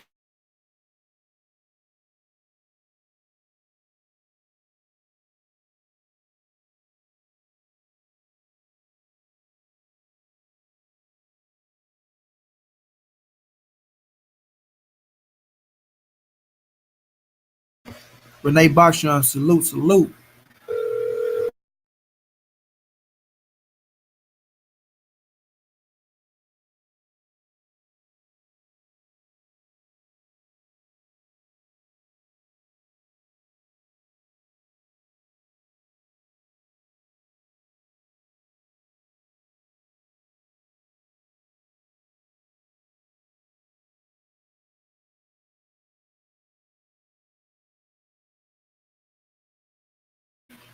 Yeah, I got my bro Love one on the phone right now. You know? What's really good? What's popping? And I've been going on Love one. I'm gonna tell you what I've been touching on. All right. First thing I touched on was the franchise title and how Deontay Wilder stood up like a big general. You know what I'm saying? And turned that shit down. What's your thoughts on that franchise title, little one? Oh shit, man. Hey, man, Deontay Wilder do what he got to do, man. But you know, can you hear me? Yeah, they hear you. The people hear you, bro. Yeah, but you know, people gonna criticize whatever Deontay Wilder do. That's how I look at that. You did. My thing on it, though, I said this, yo. I said Lomachenko and Canelo can't be undisputed champions without getting that WBC scrap back. You know what I'm saying? If they want to make them franchise champions, this, that, and the third is just a trinket in my eyes. I'm not rewarding them undisputed. You know what I'm saying? So if they get 3 scraps, they just got 3 scraps. If they want to be undisputed, Canelo got to fight Charlo, and fucking Lomachenko got to fight Devin Haney if you want to be undisputed. See, and that's my thing. Lomachenko did kind of. I mean, I kind of see why Lomachenko vacated the title, but I saw Lomachenko. He could have, if he would have kept the title, man, it would have been a little more different. I say this, bro. There's no way you can go fight for a title and then don't defend that bitch and then give it up talking about you undisputed. It can't happen like that. Yeah, it can't. It can't. It's no such thing. Yep. Everything. Then I touched on the zone dropping the ball, making us wait for the fucking Canelo and Kovalev, and then got this fucking other fight going on at 4:15 Central, 5:15 Eastern, and 3:15 fucking Pacific in the AM, bro. What's your thoughts on that shit, little one? Tell your money. Yeah. Nah, your thoughts on the zone making us watch this goddamn fight in the AM with Nonito Donaire and Inoue. I thought that's supposed to come on the evening. What the Hell fuck? no. Hell What the no. fuck? Renee, Man, that's a mega fight too. You tripping? a unification bout in a 118 pound for the and the Muhammad Ali trophy. Let's not forget that. And the winner Yeah, man. of the Super Series tournament. But we gotta get up at 4 a.m., 5 a.m., and 3 a.m. to watch this bitch in America. Man, the zone be on that. I don't know what's up with the zone, man. The cold Cobra fighting at fucking 12 o'clock in the morning, Cali time, and now they gonna have us waking up early when the birds tripping and shit to watch a fucking no only was on there versus In no way. you know, yeah. Man, that's some bullshit, bro. That's some bullshit, yo. That's some bullshit. Renee Boxon said Wilder is the real deal, man. Big facts. Marcus Davis said Donaire is dangerous every round, even if you beating him and winning every round. Donaire is still dangerous because of that power. In new way, got to be on point and sharp for every round against Nonito Donaire. Money. Yeah, bro. Oh, everything. Give me 2 minutes. I'm gonna make this quick transaction. I'm gonna call you right back. Facts. And I'm gonna be more in the game because I'm gonna make transaction first. Yeah. But that's all facts, Marcus Davis. All facts, bro. Facts on facts. But I think he will, though. I think he will. I think he will be sharp. I think he will be sharp. I think he gonna sit up there. He gonna hold the pole, and he knows, bro. He knows that this man is dangerous. But one thing about Inoue, he want to prove himself, man. He want to prove himself, and this will prove him. Like this, give him extra credit. If he go out here, bro, and knock out Nonito Donaire, bro. If he knocks out Nonito, who's never been stopped,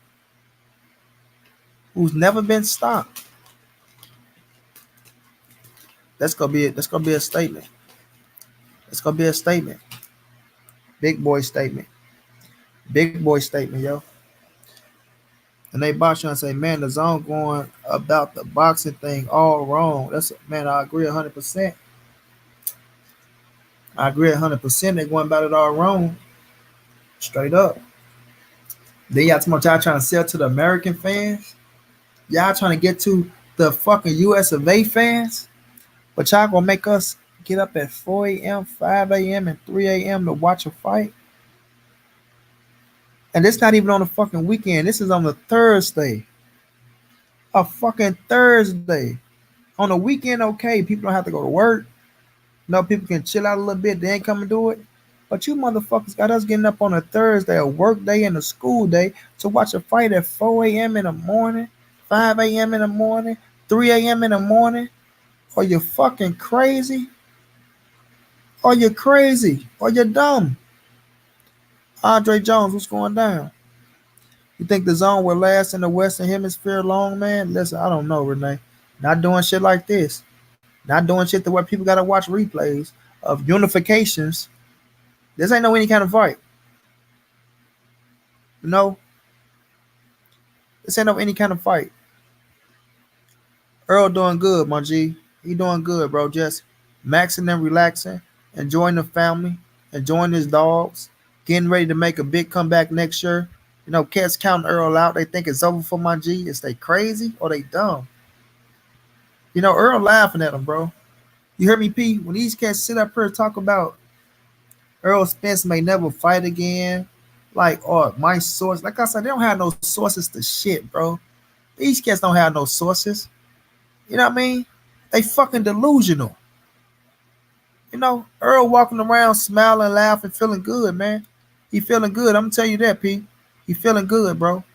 He blessed. He blessed and thankful. Even though these motherfuckers want to make it like he not, he blessed and thankful, bro. You know? And he gonna come back making a big splash.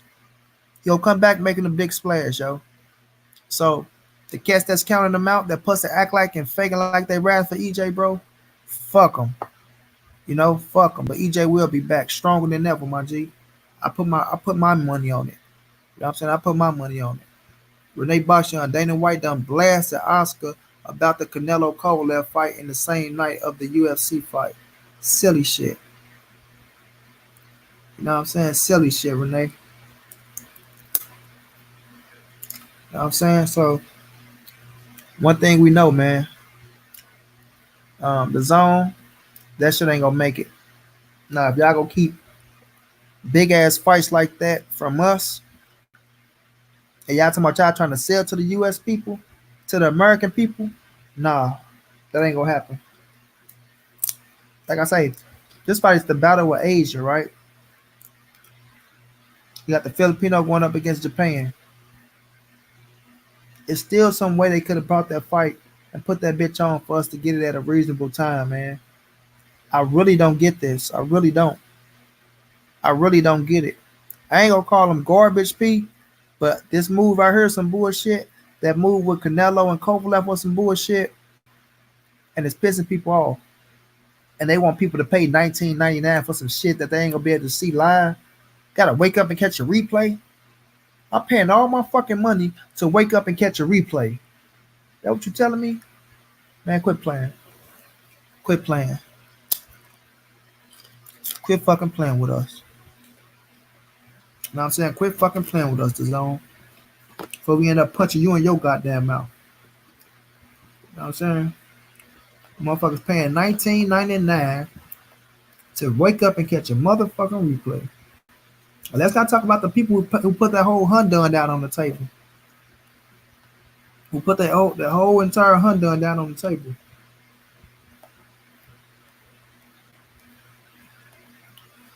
Yeah, man.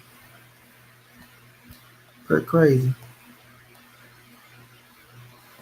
But it's gonna be a good ass fight, yo. I'm gonna have my silly ass up at 4 a.m. in the morning watching it, knowing I got school tomorrow. I'm gonna be tired as fuck, I tell you that much.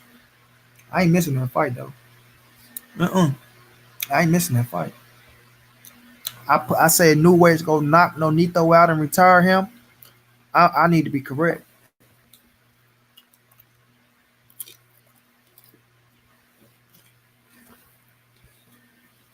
You know, I need to be correct, yo.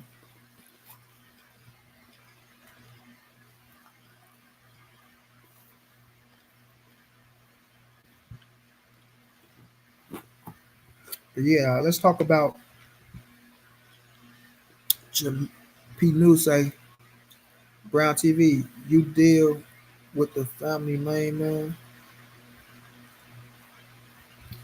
You talking about main man, main man? That's my brother, bro. Or if you trying to say something else to me, P. I honestly think Eddie Hearn is advising the zone in decisions. That's why the zone in a mess in boxing, right? Oh man, main man, my family, bro. Hell yeah, for real. Main man, the real deal, bro. Main man, the real deal. Y'all fuck with main man the hard way.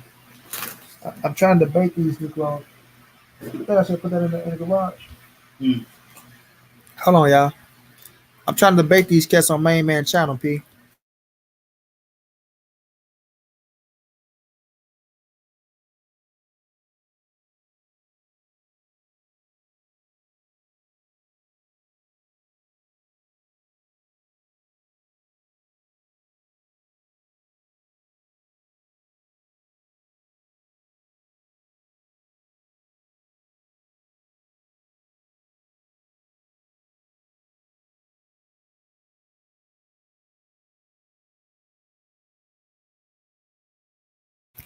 But yeah, main man, the real deal, bro. That's family. Hell yeah, P. That's my brother, man.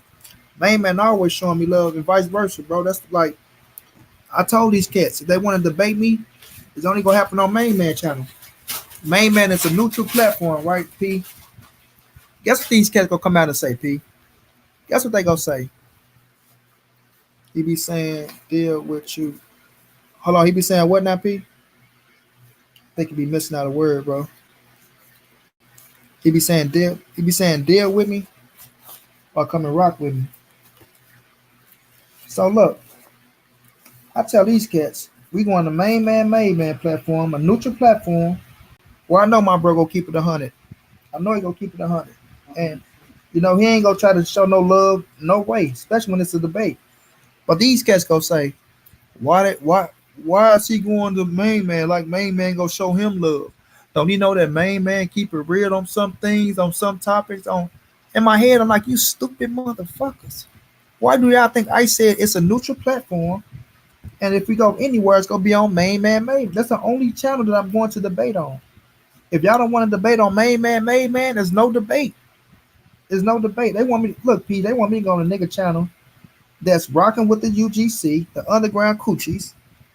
He sit over there and kiss their ass. I say I'm talking about me all the time, but then he gonna come on my channel and say I don't got no biasness towards the LDBC.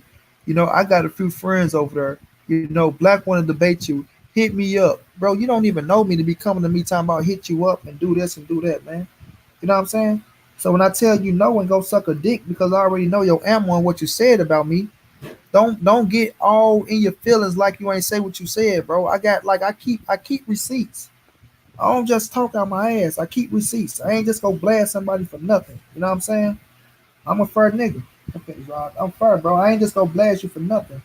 But when you open up your mouth about me and you don't even know me and you talking about write me off for something too, Rod. And you talking about you gonna give me time to answer back, and if I don't answer back, you gonna make a video flaming me for ducking it. And you know what I'm saying? Like, bro, you don't know me. You know what I'm saying? I'm dealing with your boss, who's supposed to be your boss, or the cat you look up to. So don't speak on me, man, if you don't know me, bro. Go on about your business. Tell your weak ass boss if you wanna debate, come on over to main man made man. I'ma fuck him up. I'ma roast him, tear his ass down, and y'all go see the man that y'all look up to look like nothing, and y'all can go back over there and try to recuperate his ass. You know what I'm saying? But if we ain't no main man made man, ain't shit happening. Rock what you found. Okay, P, hell yeah. Renee Bosch trying to say, yo, I got Charlo smashing Harrison in a rematch though. He knew say main man and Monty Brown a platform to rock with. Man, much love, bro. Much love. Andre Jones say stay short. Monty is 100 though. Man, y'all appreciate all that, man. Appreciate all that, bro. But yeah, let's talk about Charlo and Tony Harrison. Cause it's gonna be a hell of a fight. Another hell of a like our way going out, bro, is one hell of a ride going out. It's one hell of a ride going out. And I think 2020, man, we should have been coming in with a bang with 2020. Because we should have been having Earl Spence and Danny Garcia moving on to Tyson Fury and motherfucking Deontay Wilder, yo. But going out, we having a bang, man. We having a fucking bang. Like, no, Nito and in New Way, it's a hell of a fight. And it's fucked up. We can't see this bitch, you know, on a Saturday night at 9 p.m. or 10 p.m. It's fucked up because that's a hell of a fight, yo. A unification bout, the best versus the best. Two titles on the line. But nonetheless, it's happening. But Jamel Charlo and Tony Harrison, right? Now, I'll say this.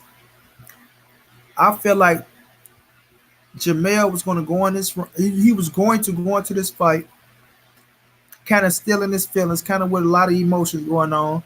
You know what I'm saying? Feeling that he won the first fight. You know, feeling like that they robbed him. Shit like that.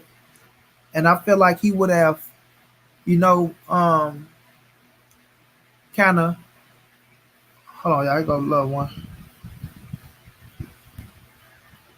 Love one. What's good, man? Yes, sir. Yes, sir. Hold on. I'm talking about Jamel Charlo and Tony Harrison right now. But I'm gonna be with you in 1 second. Okay. Hey. All right. I ain't gonna lie. I was in there just like you were the first time. I was feeling. Hold on. I already know what you were saying, but I should have just told you like money gave you period for me. Oh, okay. It's all love. Hold on though. No, But I heard most of what you said, but oh, it's all good. It's all good. so you said we on Charlo and Tony Harrison? Yeah. Let me finish this up. Then I'll get your thoughts on it. Yeah, Charlo and Tony Harrison. But I feel like this though. I felt like Jamel's gonna go into that fight kind of in his feelings a little bit because he felt like he won the first fight, this, that, and the third. You know. So sometimes if you go into a fight in your feelings, you know, you might fuck around and make some mistakes because you want to get the knockout. You feel like you don't know if the judge is gonna have it as. You know what I'm saying? Things like that. So now with Jamel being on, I've been seeing him commentating a few fights, feeling good about himself. And I think the key thing to this fight is this. Jamel getting a tune-up to get that shit out of his system, like to get that lost out of his system, Hey, you know, I ain't think about that. That is, I'm saying, big factor. My bad. Go ahead. Yeah, Jamel getting the tune up to get that lost out of the system, going in there and get a stoppage at that to get you back in that win column. So now, when we look at Jamel, we can see Jamel in a good place right now. He ain't in no fucked up place. He ain't in a place of coming from, oh man, I lost my title. I feel like the world doing this. I feel like they robbed me, this, that, and third. We don't see that coming out of him. We just see a Jamel with good energy. You know, he back at home training a little bit, getting ready for Tony Harrison, a big ass fight.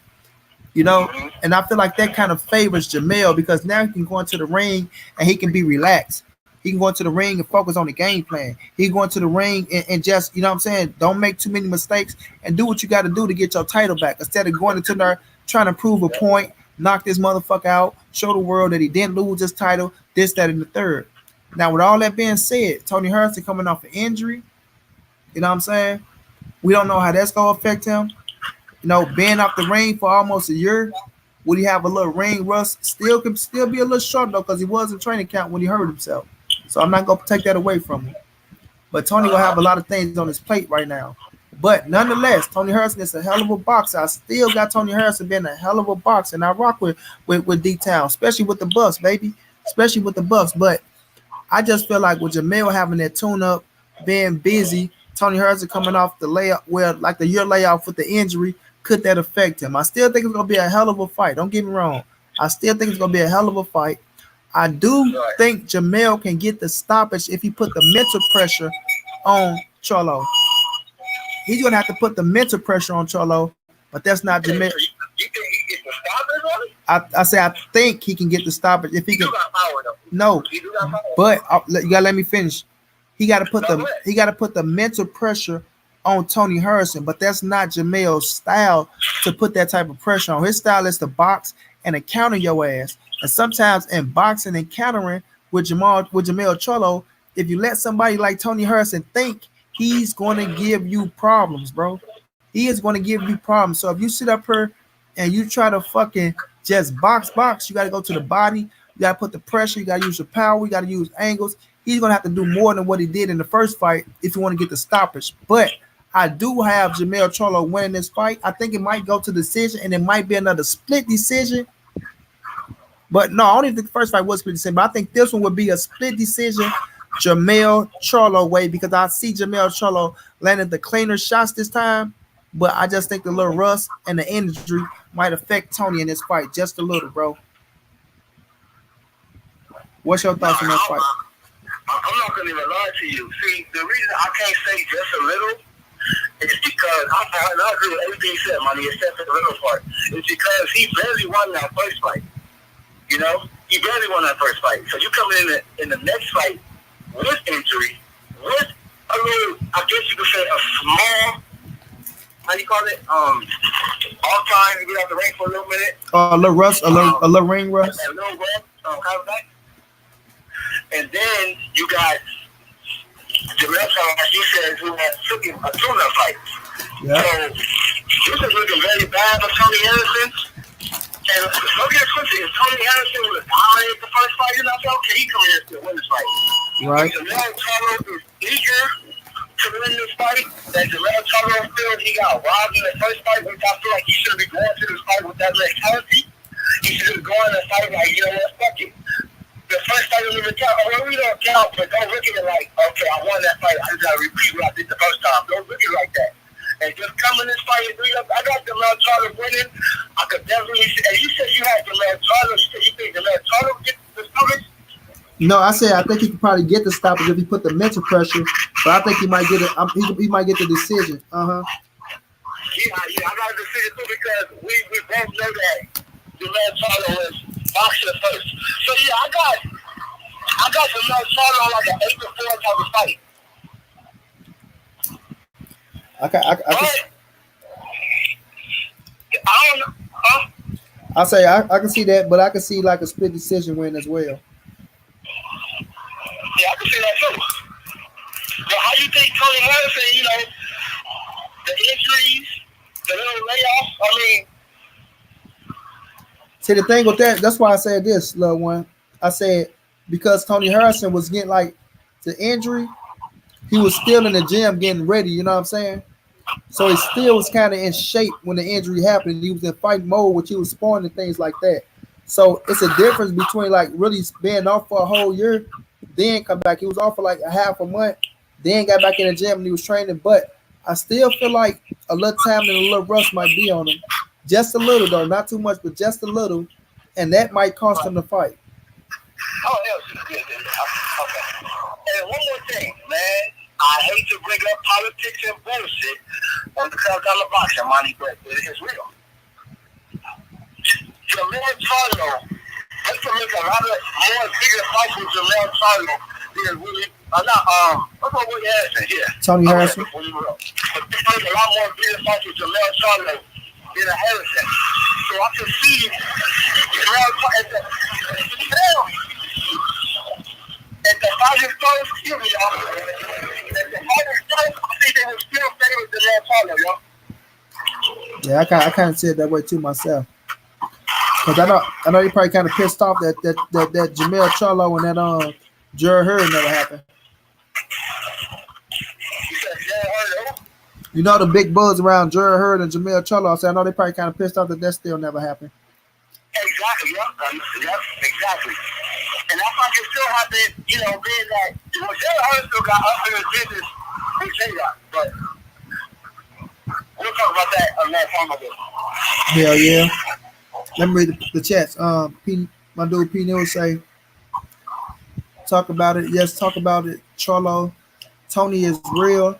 Tony better get his power up. Yes, Brown, do not sleep. Tony think in the ring. But don't sleep on Tony. Oh no, we ain't sleeping on Tony, bro, at all. Hell no.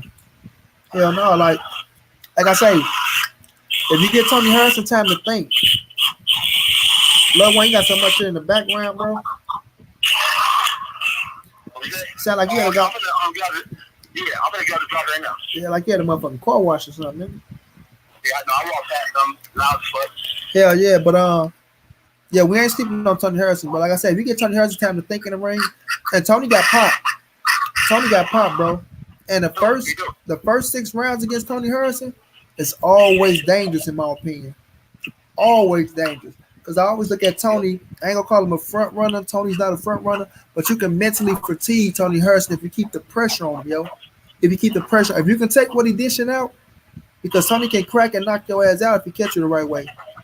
If you can take what Tony dishing out for 6 rounds, and then you can keep that same pressure, you can mentally fatigue Tony, you can get him out of there. But if you sit up there trying to just box with him, and you know what I'm saying, 1-2, then try to counter and catch him, man, Tony can pick you apart. Tony can pick you apart because that's what he do. That's what he do. In my opinion, you could argue he harder than Jamel. Especially the first 6 rounds, goddamn me. Like you said, like he was beating on Jared Hurd for those first 6 rounds for shit. Hell yeah. Let's not act like Tony Harrison can come in here and show up. Did you feel like Tony Harrison can possibly do better in the first fight? I do, bro. I do. But coming off that injury, I don't know. Like, I don't know. Like, coming off the injury, then a little year later, like, if the Tony Harrison that didn't get injured, came back the same time, and then looking at Jamel been in the ring with him, yeah, but now I just need to see, like how did this injury hold up? Because let's not forget, this injury was to the ankle. You know what I'm saying? He was wearing the boot. You know what I'm saying? So if you move the wrong way or make the wrong move, you can re-injure that shit. You know what I'm saying? So do that play a mental statement on Tony Harris? You know what I'm saying? So we gonna figure all this shit out December. What is December 7th? No. December 14th, I think, if I'm not mistaken. Damn, bro. Man, I'm not gonna lie, man. It's like, I don't know, Tony Harrison, he gonna pull it right out the hat, low key. He the champion, so I'm gonna respect him like the champion. You know what I'm saying? Yeah, that's true. But a lot of people thought Jamel Charlo won that first fight, though.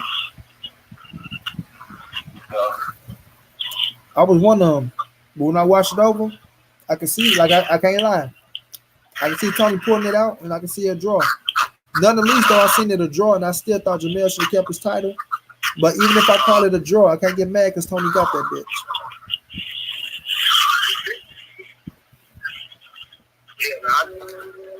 I mean, it's hard to say really.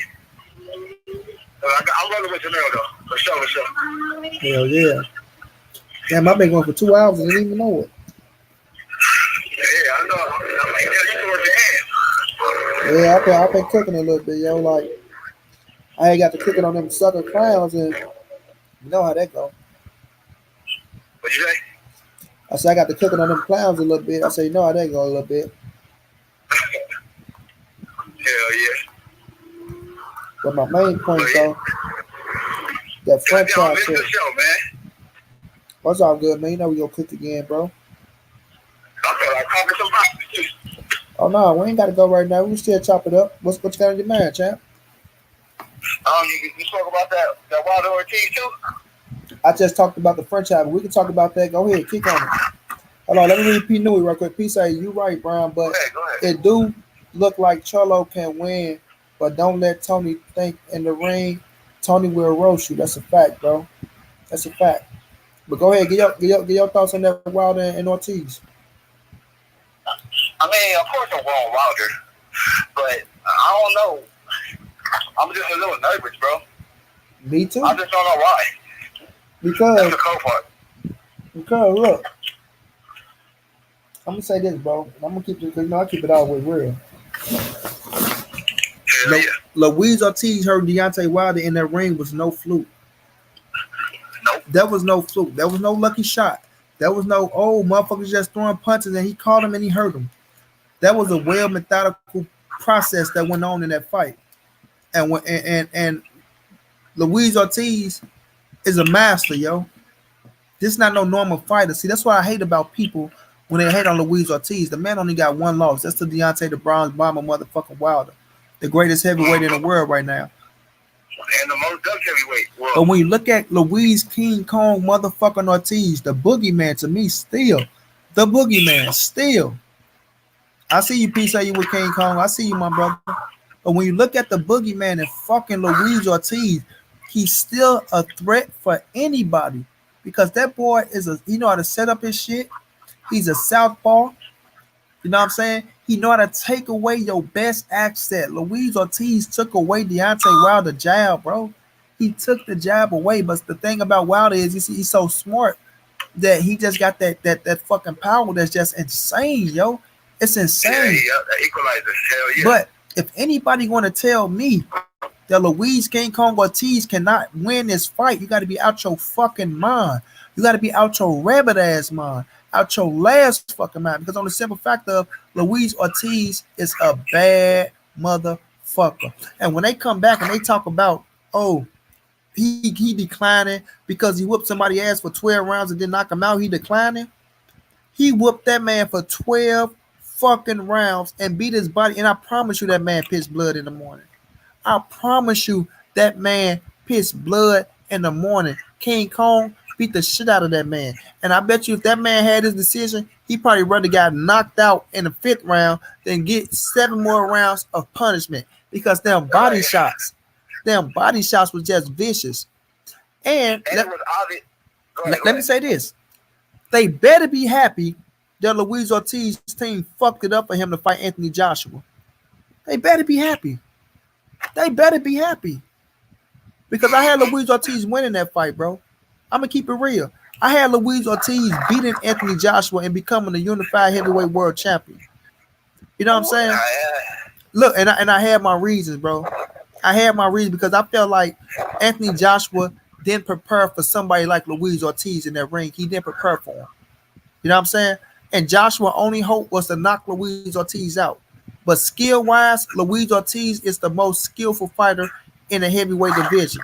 I feel like Tyson Fury.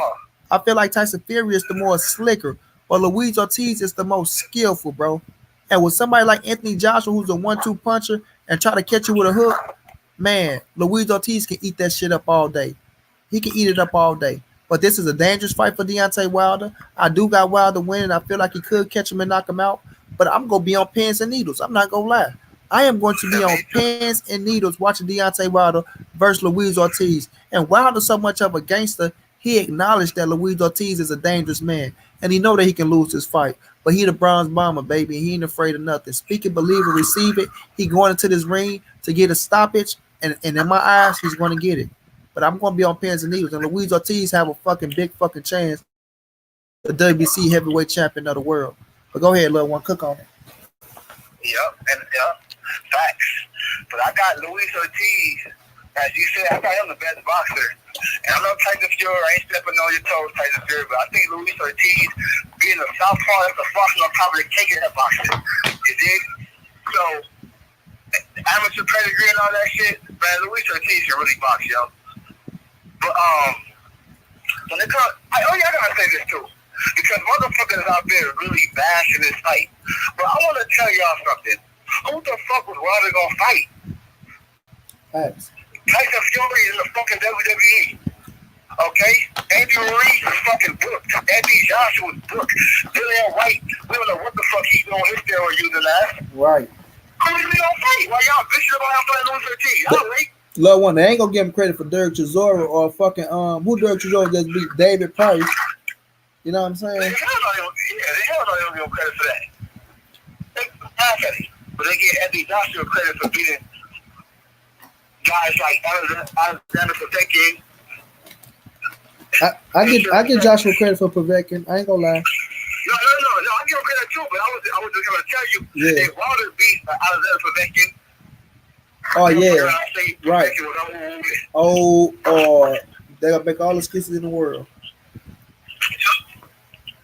Do they want to talk about Wilder?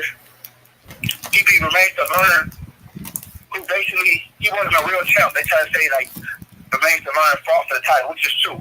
But the same thing can be said about Charles Martin. Facts, I'm kind of deviating a little bit, but I'm just gonna say, no, but Luis, ask me this, Rowan. I'm sorry, I'm gonna let you cook, King. Ask me this, Rowan. Who was the most dangerous fighter at the time when they won their titles? Was Romain Tavares more dangerous at the time when Wilder fought him when he won the title, or was Charles Martin was more dangerous at the time when fucking Anthony Joshua won the title? Yeah, I'm sorry, God. Whoever, if a motherfucker say Charles Martin is more dangerous than fucking Romain Tavares with real power, got some boxing ability, I gotta question your boxing knowledge, yo. Right. I gotta question your boxing knowledge. Romain Tavares was a real fucking puncher. That's why before the fight, a lot of people were saying Romain Tavares was gonna stop Deontay Wilder. You know that shit, buddy? Facts, yeah. Before the fight, did anybody have Charles Martin stop anything? Hell no. Let me hear it. So, I mean, let's see what's it. Go ahead. Everybody kept saying, "Oh, like we already look." Everybody knew the play was in, bro. When Charles Martin went over to fight Anthony Joshua, everybody knew the play was in. They paid 20. They paid 20 M's for that goddamn 15 M. How much they paid Charles Martin? 15 million for that goddamn job. I know it's a lot of money. I think he got paid like what 8 or something like that. Some shit. But then he got the back end money up too. So. No, it's probably been like 8 or something like that. I'm just exaggerating a little bit. Yeah, but he got paid several million. I get the point. Right, sure. But at the end of the day, I want to hear all because these Deontay Wilder haters is really saying, "Oh, Deontay Wilder, why the fuck is he taking a sparring match on pay-per-view? Who the fuck is he gonna face then? Please let me know. Who's second place is Luis Ortiz? Everybody else is top heavyweight sport." It gets no better than when you talking about Luis Ortiz. It gets no better than Luis Ortiz at heavyweight if it ain't Anthony Joshua or Tyson Fury. You know what I'm saying? If it ain't Anthony Joshua or Tyson Fury, it gets no better than Luis Ortiz on your resume, bro. Shit, that's why you think these heavyweights don't want to fight Luis Ortiz. Exactly. Dillian White. Exactly. Dillian White. Why you? Come on now, we know what time it is. But when you at, Wilder haters, let me hear that second place opponent. Because we know y'all listening. We know you Wilder haters be tuning in on my channel, listening to the fucking live stream. You stupid. So let me hear it. Facts, bro. They ain't gonna step up to the plate. Who's second place? Crickets. M. Creech say, respect the chat. New York in the building. Salute, M. Creech. Tyson Fury, tomatoes. Anthony is tomatoes. Wilder is the truth. No one wants to face Wilder. King Kong is real. all facts. Yeah, man, all that bullshit. We got loved one in the streets. We got the police sirens going on and shit. Oh no, that's ambulance. I'm ordered for that, man. But I'm talking about the real traffic though. But you hear motorcycles and shit. I passed that. Hell yeah. But yeah, though, bro. Oh man, we got the king, main man in the building. Salute to my brother, main man, man. Salute. We over here cooking, man. You know what I'm saying? We cooking. You know, we talked about the zone and that bullshit that they did done with. Got us fit to watch this damn fight, man. Oh shit, main man say shoot the link, no doubt. Main man 511, right? Main man 511 at Gmail. Matter of fact, it's probably already in there. Let me get main man in this thing. Yep. Let me get main man in this thing, yo. Fucking Anthony Joshua lost to Andrew Ruiz, who wasn't even a top 10 heavyweight when they fought. Fuck out of here. Hold on, little one. Hold on.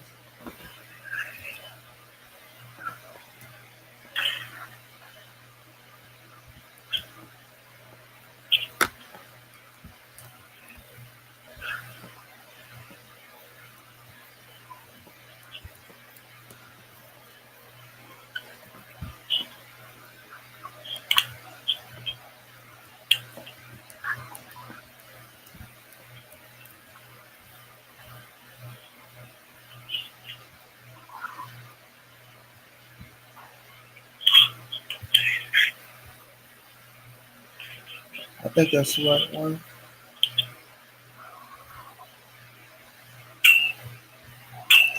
All right, man. I shot that deal straight through, man. G came through. I would be on your platform too. Thank you for putting me on Money Brown, man. Thank you for putting me on Money Brown. No doubt, man. I'm appreciative you put you on me too, bro. Oh, no doubt, bro. Just try to be unbiased as possible, as much as possible, and just keep it real, bro. Because cats out here nowadays, it's just they say when they say the words, "Oh, we keep it real," they want you to believe that bullshit. So, you know what I'm saying? Just because you say it don't mean it's true. You know what I'm saying? I'm gonna say it again. Just because you say it don't mean it's true. Alright. Hey, man, I sent it through mayman511 at gmail.com, right, bro?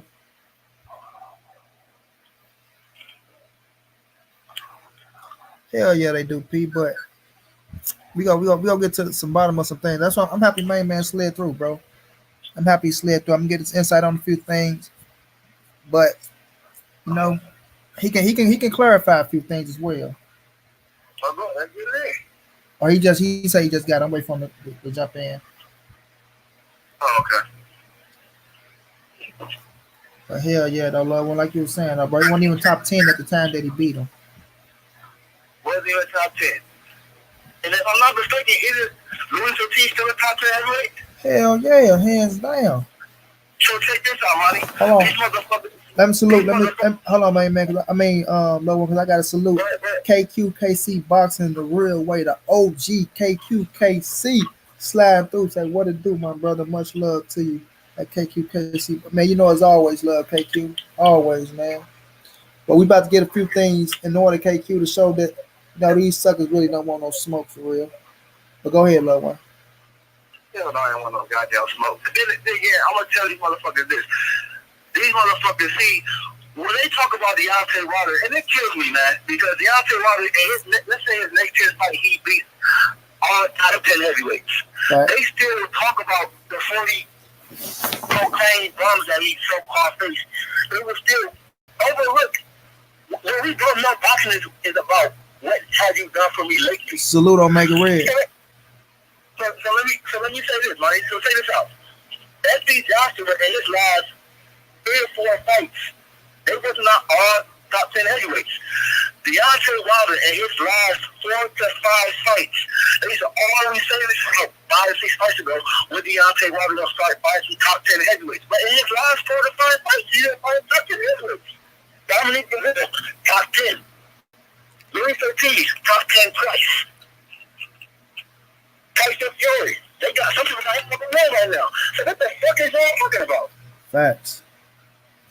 Facts. All they do is like I said, they find ways to discredit, bro. That's all they do. Because we already know the agenda that they coming with. We already know the agendas they coming with. So, and when that shit don't hold weight no more, they'll go try to find something else. So that's why I say there's so many ways to eat these cats up. There's so many ways to eat these cats up, but they don't want that smoke. Because they know it. Nobody don't want that smoke. They All right, know let it. me say one more. Go ahead. Let me say one thing. Kick the knowledge. Go ahead. And I'm gonna kill Deontay Wilder haters with this. You see how Tyson Fury went to WWE? You don't hear no Tyson Fury has the Deontay Wilder rumors. You don't hear that, right? Nope. Let Deontay Wilder go to WWE to take a fight. That's all he's gonna say. Oh, I'm going to WWE. He's not the Tyson Fury. Look at what I'm saying for Tyson Fury. Isn't he kind of ducking Wilder like that to WWE? Right, bro. They not saying nothing though. Nothing. You see, and then Dillian White, right? She passed the B-Sepple, which we both know that's a funny business. He passed the B-Sepple. They sweep it up under the rug. Oh, Dillian White passed the B-Sepple, so he sweep it up under the rug. Let Deontay Wilder fail the test and then pass the B-Sepple. I don't give a fuck what nobody says. He's still on steroids. What the fuck, man? I mean, facts and the proof in the pudding. Deontay Wilder brother, Marcellus Wallace got popped for some shit. They talking about Wilder got popped for it. But Marcellus get cleared. He got cleared, and we don't see nobody showing him love. We don't see nobody showing him love. We don't see nobody showing him love. He got cleared, bro. He got cleared. Marcellus Wallace got cleared as a clean man. We don't see nobody showing him love. So imagine Wilder, bro. I forgot about Marcellus. Yeah, imagine if it was Wilder, yo. Like, man, they'll still be turning his ass up. Yeah, they'll still be turning him up. They'll still be turning him up. And then they want to say, and also want to say they don't like Deontay Wilder because he can't box. That's what they want to say, he can't box. But this fighting league, you got a lot of fighters that was loved who can't box. Joe Frazier was not the best boxer. Mike Tyson was not the best boxer. Mike Tyson was not the best boxer. He was loved. Mike Tyson knocking motherfuckers out in the first round of 20 fights. Motherfuckers can't even get their money worth. But they loved him because he was knocking motherfuckers out. But as soon as it comes to fucking Deontay Wilder, oh, who is he fighting? Oh, he can't box. Oh, he's wild. Man, get the fuck out of here. Yes, he's wild. But do you hear one person called Dylan wild? At all. Because he's wild as fuck. And can't box. Nobody calls him. And can't box. Huh? And can't box.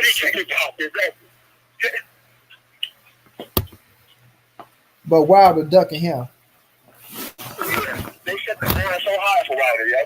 The bar set so high. Wilder ducking Dylan White. That shit's so funny to me. That shit crazy, yo. But he already told them, put AJ in the contract and him and Dylan White can get it on a couple times. Or just go ahead and beat Luis Ortiz and we can get it on. Yep, and then we already got the action right here too. He would be Luis Ortiz. We was like, man, wow, you gotta go see Dylan White. KQKC said Wilder is getting better and better with each fight. Right. But they ain't gonna give him credit though, KQ. No, they ain't.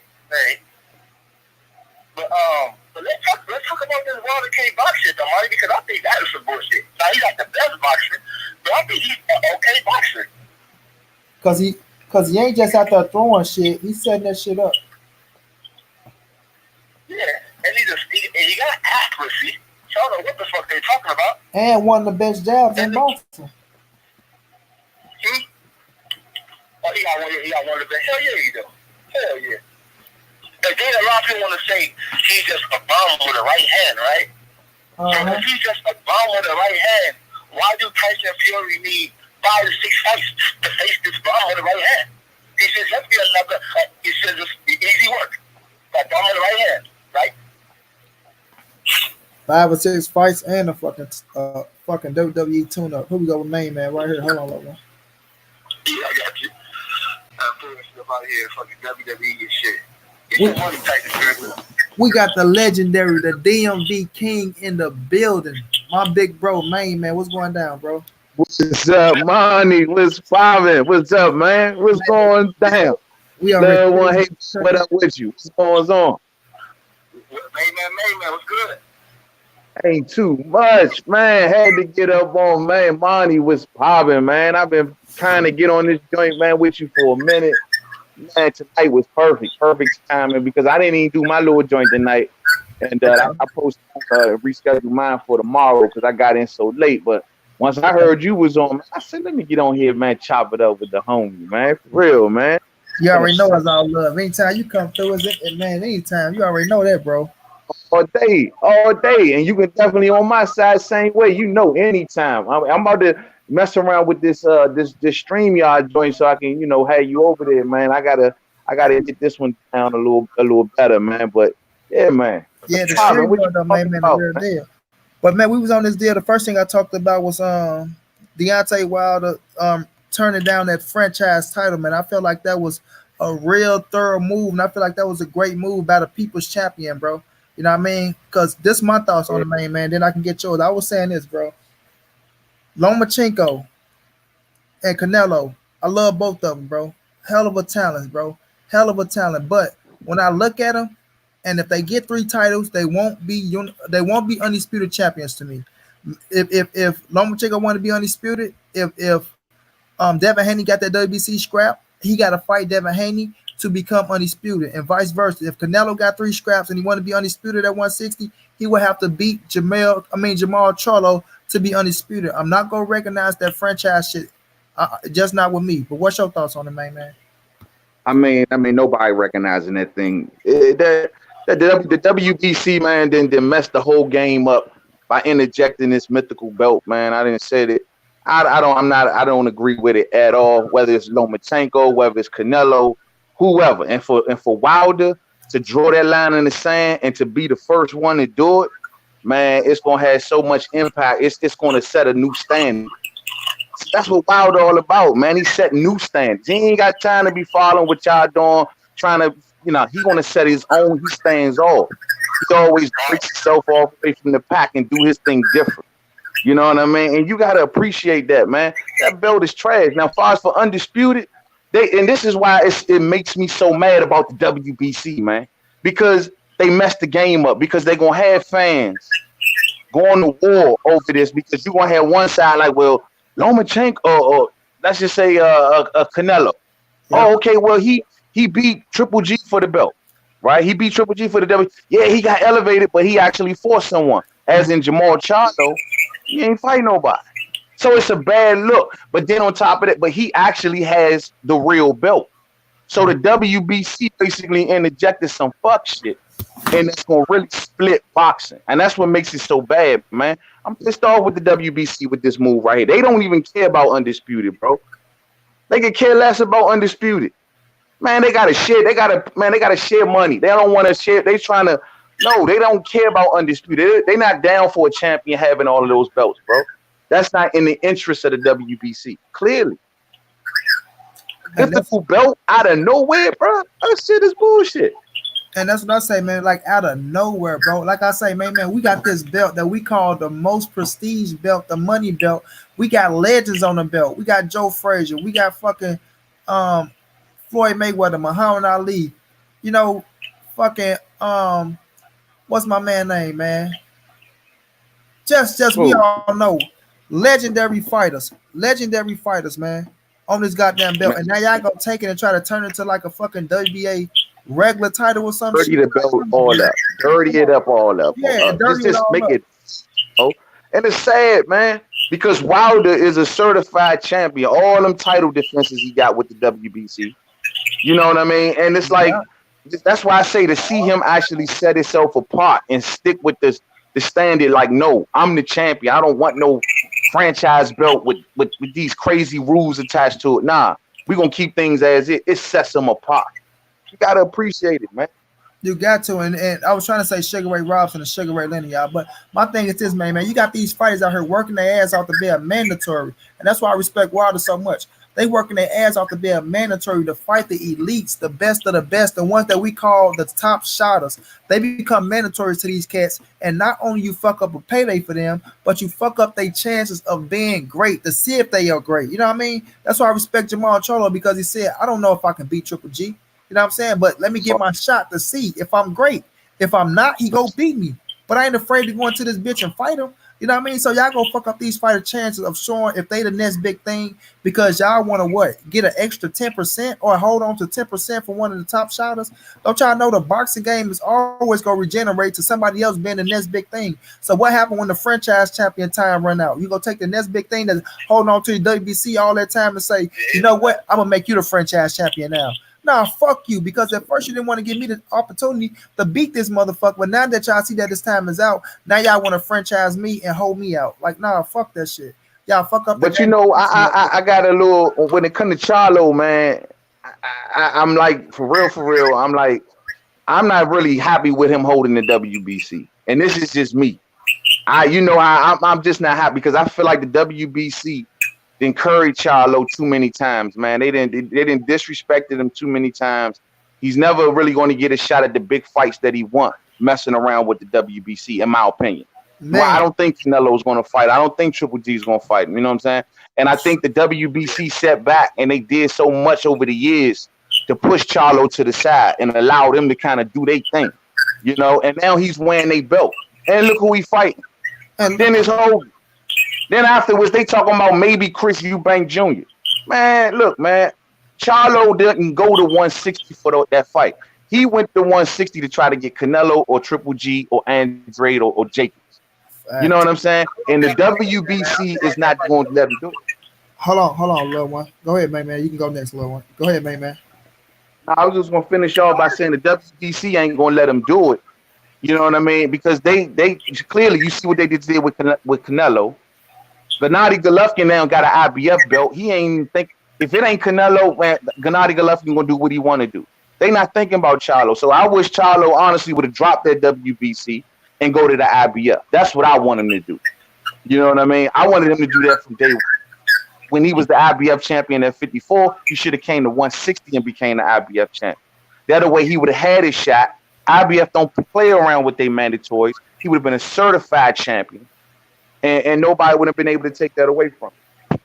That's facts all the way. Go ahead, little one. Oh no, I just said that. You know, I heard a man saying about, you know, I feel like Canelo still face Jamal Charlo, but I mean Canelo got so many options right now, and I feel like the league should change the Charlo.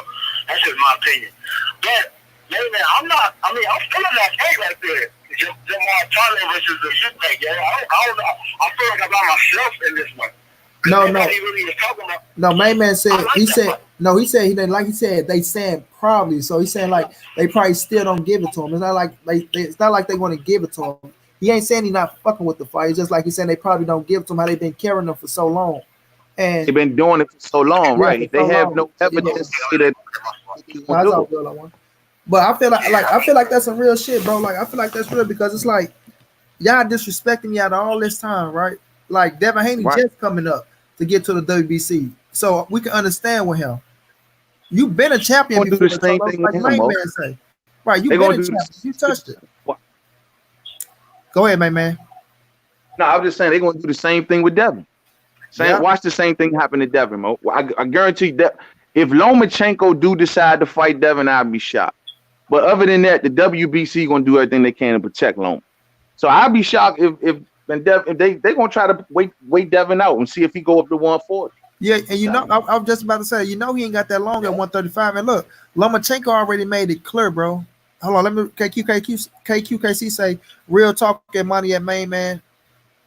Wilder is a real champion and walk and talk like a champion. Walk and talk like a champion. But I was gonna say this: they know that Devin Haney 2 fights away from going up to 140. So they know that if he get the fight against fucking the winner of Teofimo and Richard Cormier, the fight won't happen it ain't gonna happen to next year with fucking Lomachenko. So what they go do is they go wait Devin out, and I still think Lomachenko go drop back down to 30, bro. Because at 135, we see him fighting these bigger fighters. Yes, he getting the job done. Kudos to him. But somebody like a Devin Haney or even a Teofimo at 135, like somebody with speed and can go to the body and think with him, it's going to give him problems, bro, because Lomachenko is not the biggest 135 pounder out there. I think he maxed out at 135, but 130 is his regular weight class where he can do all the shit that he want to do. You know what I'm saying? So they go wait him out, bro. Man, and Bob ain't gonna put him in there. Yeah, and I ain't Bob gonna say this. putting him in there with Haney.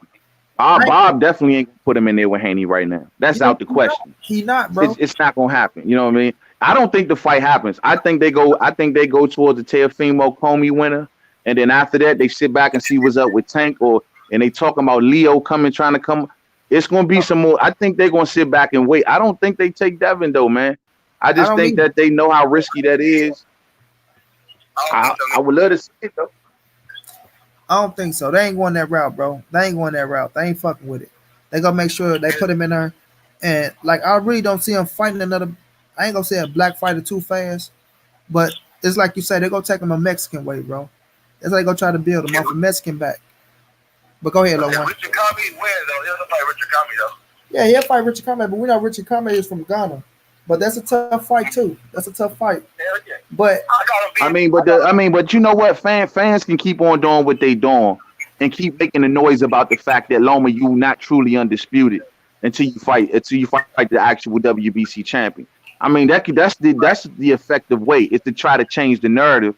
Fans can do it. If everybody could change the narrative of saying, look, man, you technically don't have the WBC champion. But here's the question. Let me ask you this, Monty, and I've been wanting to ask somebody this, and you can answer this one too, Lil One Hit One. Since the WBC franchise built, right? Since it has no mandatory and all that other jazz, the WBA Super. What about the WBA Super? Are they similar then? Because the WBA Super ain't got no mandatory, right? Ain't got no mandatory, nope. So what's the difference? And look, that's why I said, man, I say y'all go try to turn the most prestigious fucking belt with all these champion face on her, the belt that every fighter want to get before they leave this game, and y'all go turn that bitch into the WBA regular. That what y'all gonna do? Turn that bitch into the WBA regular. But my thing is this though, man. This the difference in my opinion. The WBA and the WBA regular been around for so long. You know what I mean? It been around. Like when I'm looking at this WBC franchise shit, I feel like they should have done. They should have talked about this shit and put it out there and look and wait for the reaction first, instead of going straight into the champions that people want to see fight certain fighters and franchise them up. They should have tried to throw this shit out there, bro. Or I said this: wait for somebody to become undisputed and say, you know what, we'll give you this franchise title. If you lose the undisputed title, this title can give you a shot back at the WBC. Not at all other titles, but the WBC. If you undisputed, that way nobody can really say anything. But for you to ain't that what champion emeritus is? To make sure you get you got too many belts. It's just too many titles and belts. That's what I'm saying, bro. They made a fucking belt for American and fucking Billy Dibbs.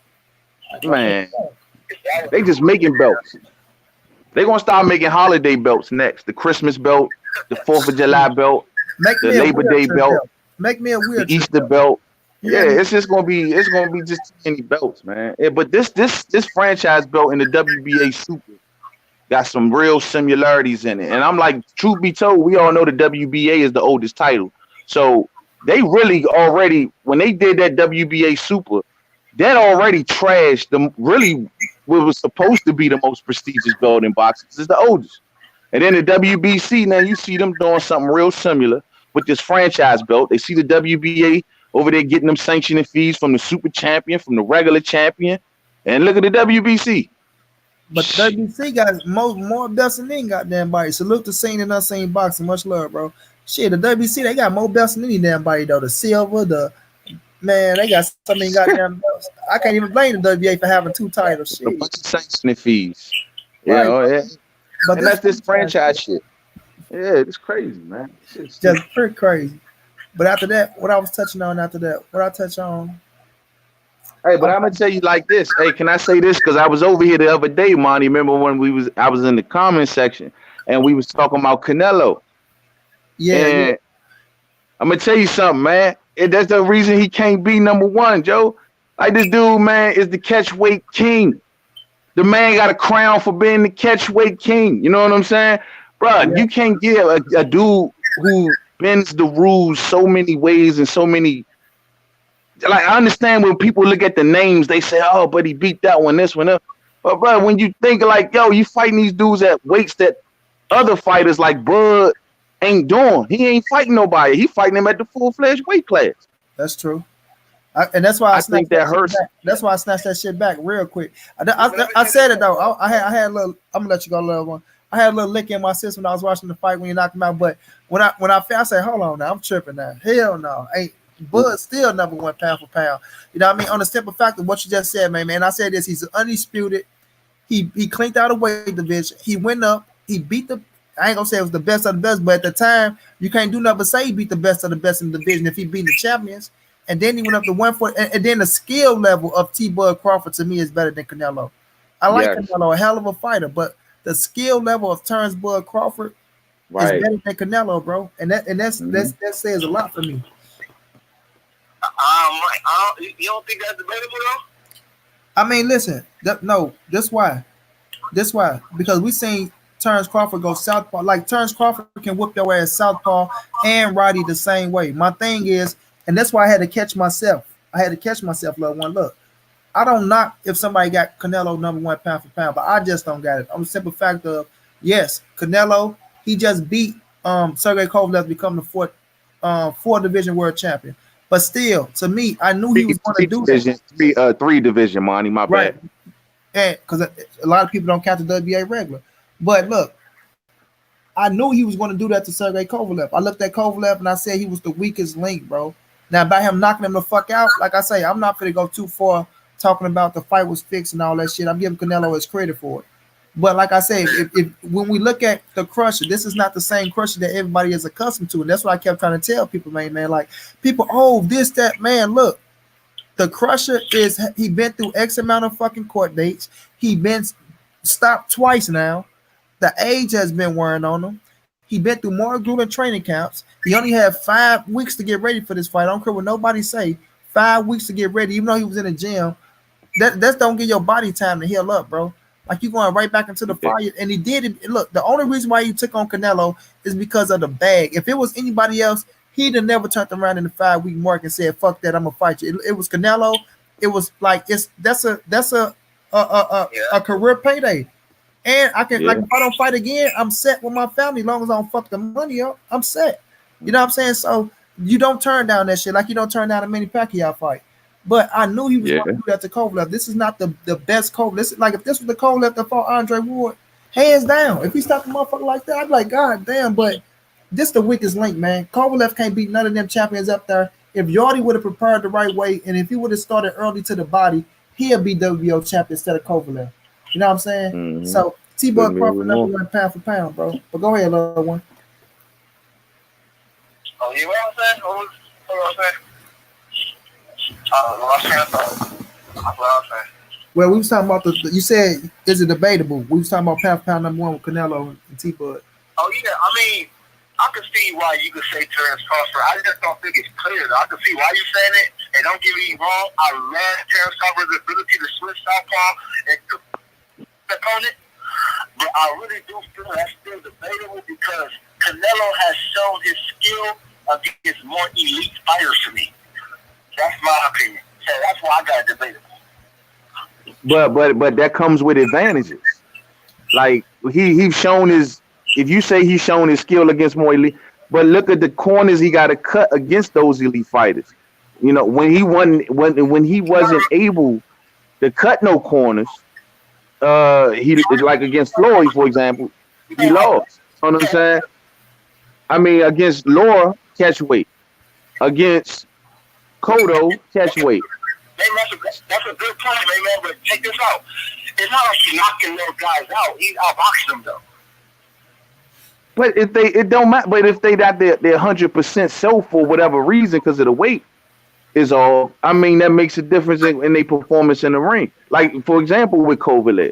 Canelo knew that the advantage on Kovalev was to put him right back in the ring after going 12 rounds with Anthony Yarde and put him right back into a quick camp. And look how it played out in the ring. It's not so much that they're not skillful fighters. It's just that he's doing the advantages that's making them not their full potential self. You know what I'm saying? And that's what hurt. And that's what hurt him. That's what give him an advantage. And it seems as if, oh yeah. Now, don't get me wrong. I ain't taking credit away from him from all fights. But with the PED scandal, with the PED scandal though, that just casts a dark cloud over a lot of fights. It's just that nigga, man. He got so much shit, man. He just got so much stuff with him. Where putting him number one pound for pound is just way too risky to do because just too much stuff in the background with Canelo. You know what I mean? And if he keep winning, if he keep beating fighters at their weight class champions like he did, if he keeps doing it, then the conversation could change. But he got more work to do for me. He just getting back into the conversation. Yeah, he's just getting back into the conversation. Canelo not fighting none of them champions at 175, and if he do, I'd be fucking surprised as fuck, bro. He took the right. I'd be happy with Billy Joe Saunders. Nah, look, would you take Billy Joe? Nah, Billy Joe at 168. I said 175. That motherfucker. I say like the 175 man. He took the right fight at the right time, bro. With Kovalev, it's like you say, and that's why I kept telling people he knew that he can beat that Kovalev. Like that one no fucking. Like in my head, I'm like Canelo not going up 2 weight classes, bro. Knowing he go lose, he know what the fuck he got to do too. You know what I'm saying? Remember when Canelo went back to 54? Who did he fight? He went up and then he went back down. He went down and fought Liam Smith. Like he didn't go back to 54 and fight a dangerous fighter. He fought Liam Smith. You know what I'm saying? Didn't they do that in Curry's world? But we know every fighter ain't gonna be a hard fight though. I mean, we just gotta be. That's very true. That's very true. You know. But I think the fight before that was like Julio's. No, but bro, wasn't that around the Amir Khan, Julio Cesar Chavez Jr. time? That's true. Hey, that's true too. That's true too. It really was. It was. So he got a little light fight. I get what you're saying. But I want to rebuttal something you said just a minute ago. So you basically saying you feel that Canelo had the weight advantage against a lot of them elite fighters that he beat. I know. I mean, he got to beat these fighters at their weight class, man. He got to beat these dudes. He's got to beat them on fair ground and fair standing. I mean, that's what Crawford doing. I mean, we talking about if you're gonna put him number one pound for pound over Terrence Crawford, you got to show me where Crawford has cut corners. You got to show me where Crawford has ever took a PED. Only thing I can show you is where Crawford became undisputed, 3-division champion. I mean, his style is translating well through all of the weight classes. And then look at even in Canelo's case, he ain't getting no stoppages. He UDing and MDing us down. You know what I'm saying? Salute.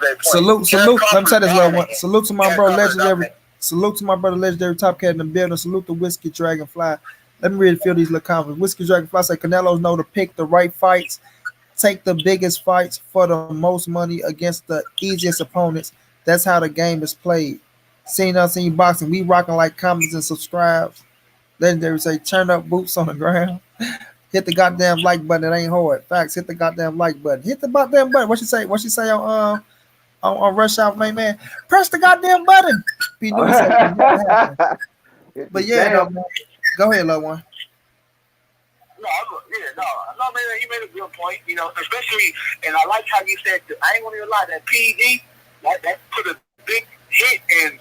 My pound for pound, I'm like, oh shit, a high level number one, but Terrence Crawford's kind of winning the debate right now because that PD sticks in court.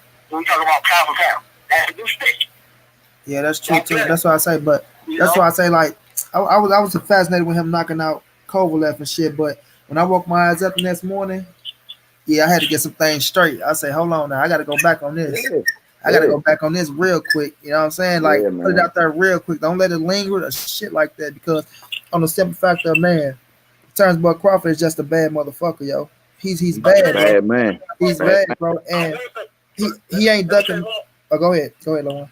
Yeah, just one more thing. But if we talking about what have you done for me lately, I work and I know that's not times overall. Yeah. But talk about what have you done for me lately? I'm going with Canelo though. But it ain't what you have done for me lately on the simple factor because Terrence Crawford still fighting with a title and he trying to get the big fights. But we see what happening with politics. You know what I'm saying? So it ain't like he ain't ducking. You know what I'm saying? But if Crawford was sitting in this bitch trying to go fight somebody where he know that he supposed to whip his ass, then I can say that. But nah, Terrence Crawford still going for the smoke. After that, though, man, I was on that Dazn shit, man, from when they made us wait 2 fucking hours to watch the goddamn Kovalev and the damn Canelo fight. And now we gotta watch fucking Inouye and fucking Nito at 4 a.m. Central, 5 a.m. Eastern, and 3 a.m. fucking Pacific time. What's your thoughts on that, man? You think they dropping the ball over there? You know what I mean, man? My brother Wookie Whoop in the building. Yeah, man probably stepped away for a minute. I hope ain't nothing go wrong with his service, but yeah, I want to hear his response on that. Yeah, me too, bro. Let me read some more of these comments then. See if we got Man, that's stupid ass shit, bro. Marcus Davis say, I had talked about it a little bit while I told him I don't believe that shit. These kids thinking they got sources and shit sounding like goddamn fools. Marcus Davis say Tony Harrison could have got a tune up as well before he jumped back in there with Charlo. But hey, props to him though for jumping straight to the rear. Hey, gotta give him credit for you ain't lying. You ain't lying. Cause I felt like shit. Look, you been out coming off an injury. You gotta give him credit. He gonna get his bag, yo. He gonna get his bag. Cause one thing, it'll be fucked up if he try to play that handler one and try to get a tune up and end up losing that motherfucker. Wookie say, word, I just woke up, had to set a damn alarm just to see the fight, bro. Omega Red say top cat in the building, top cat with them motherfucking man, what I guess so. Oh man, I got no meat. I got Inouye smoking his ass, yo. Smoking and return them.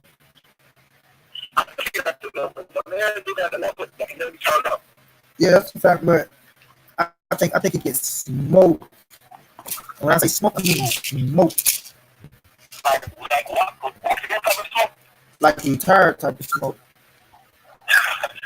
For real, bro. Nah, hell no. Hell no, not like that. He ain't just come and get a check and lay down. But I just feel like both of them got that power, both of them gonna be shooting for it. I just think Young Inouye is just on fire right now, bro. I just think Young Inouye on fire right now. He had the time to. Yeah. But look, this thing was on there, bro, because when he lost the quarter at 126, he lost for that, I think. So I thought he was on his way out, but I think he came down to try at bantamweight just to see how far he go. And if he would have lost to Ryan Burnett, I think he would have retired. But since he got that scrap and then he beat my boy Stephon Young, it gave him a little light, you know what I'm saying, to say, okay. But I think after this, I think Inouye bring it back to him on return, bro. Saying I seen bad ankle Tony getting stopped. He say bad ankle Tony getting stopped. But love one, get your thoughts on these stupid motherfuckers talking about Earl Spence may never fight again with all these lies and shit. Oh my God! I need to hear who's the biggest thing that from. And I had that shit from Q-City West. I don't even know who made that video.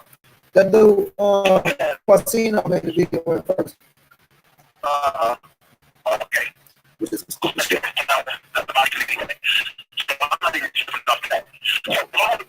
My whole thing when it comes down to the answer, I think that's too much for fun. Street fighter. Right. He ain't had no real injury, so they need to shut that shit up.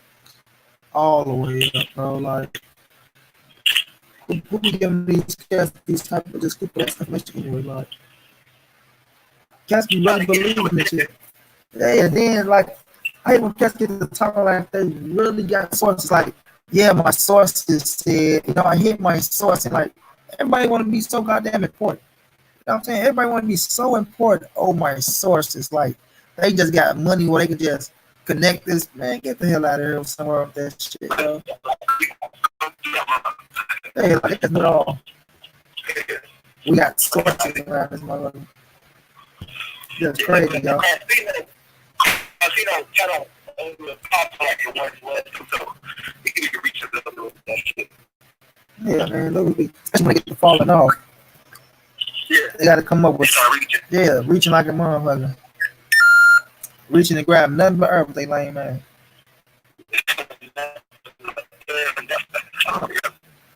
Let me ask you this, though, little one. We seen Tank and Devin Haney going back and forth on Twitter.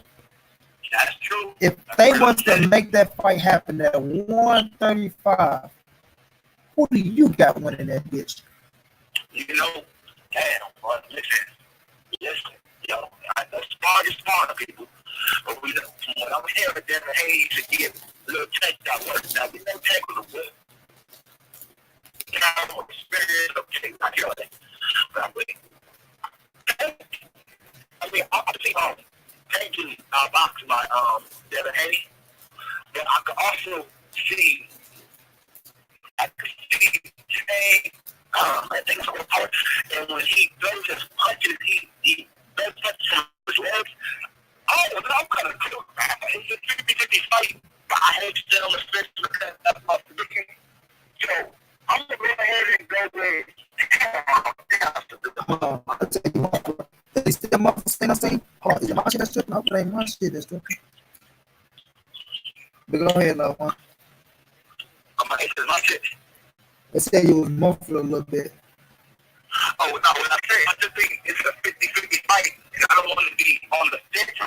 I don't like getting on the fence with my prediction, but that's the tough thing, man, because I feel like if we do go to distance, I think Mayweather's going to make sure that they get another decision somehow, if we do go to decision.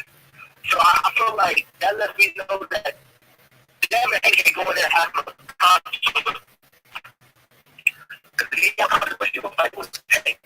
feel like Mayweather's going to make sure they get a decision, or at the very least, come out with a draw. I don't feel like Mayweather's going to let him lose a controversial fight to Devin Haney. So I feel like Devin Haney's the one that got to do more to win the fight. And I don't see Devin Haney stopping Tank, but I can see Tank stopping Devin Haney. So, I mean, I like that fight.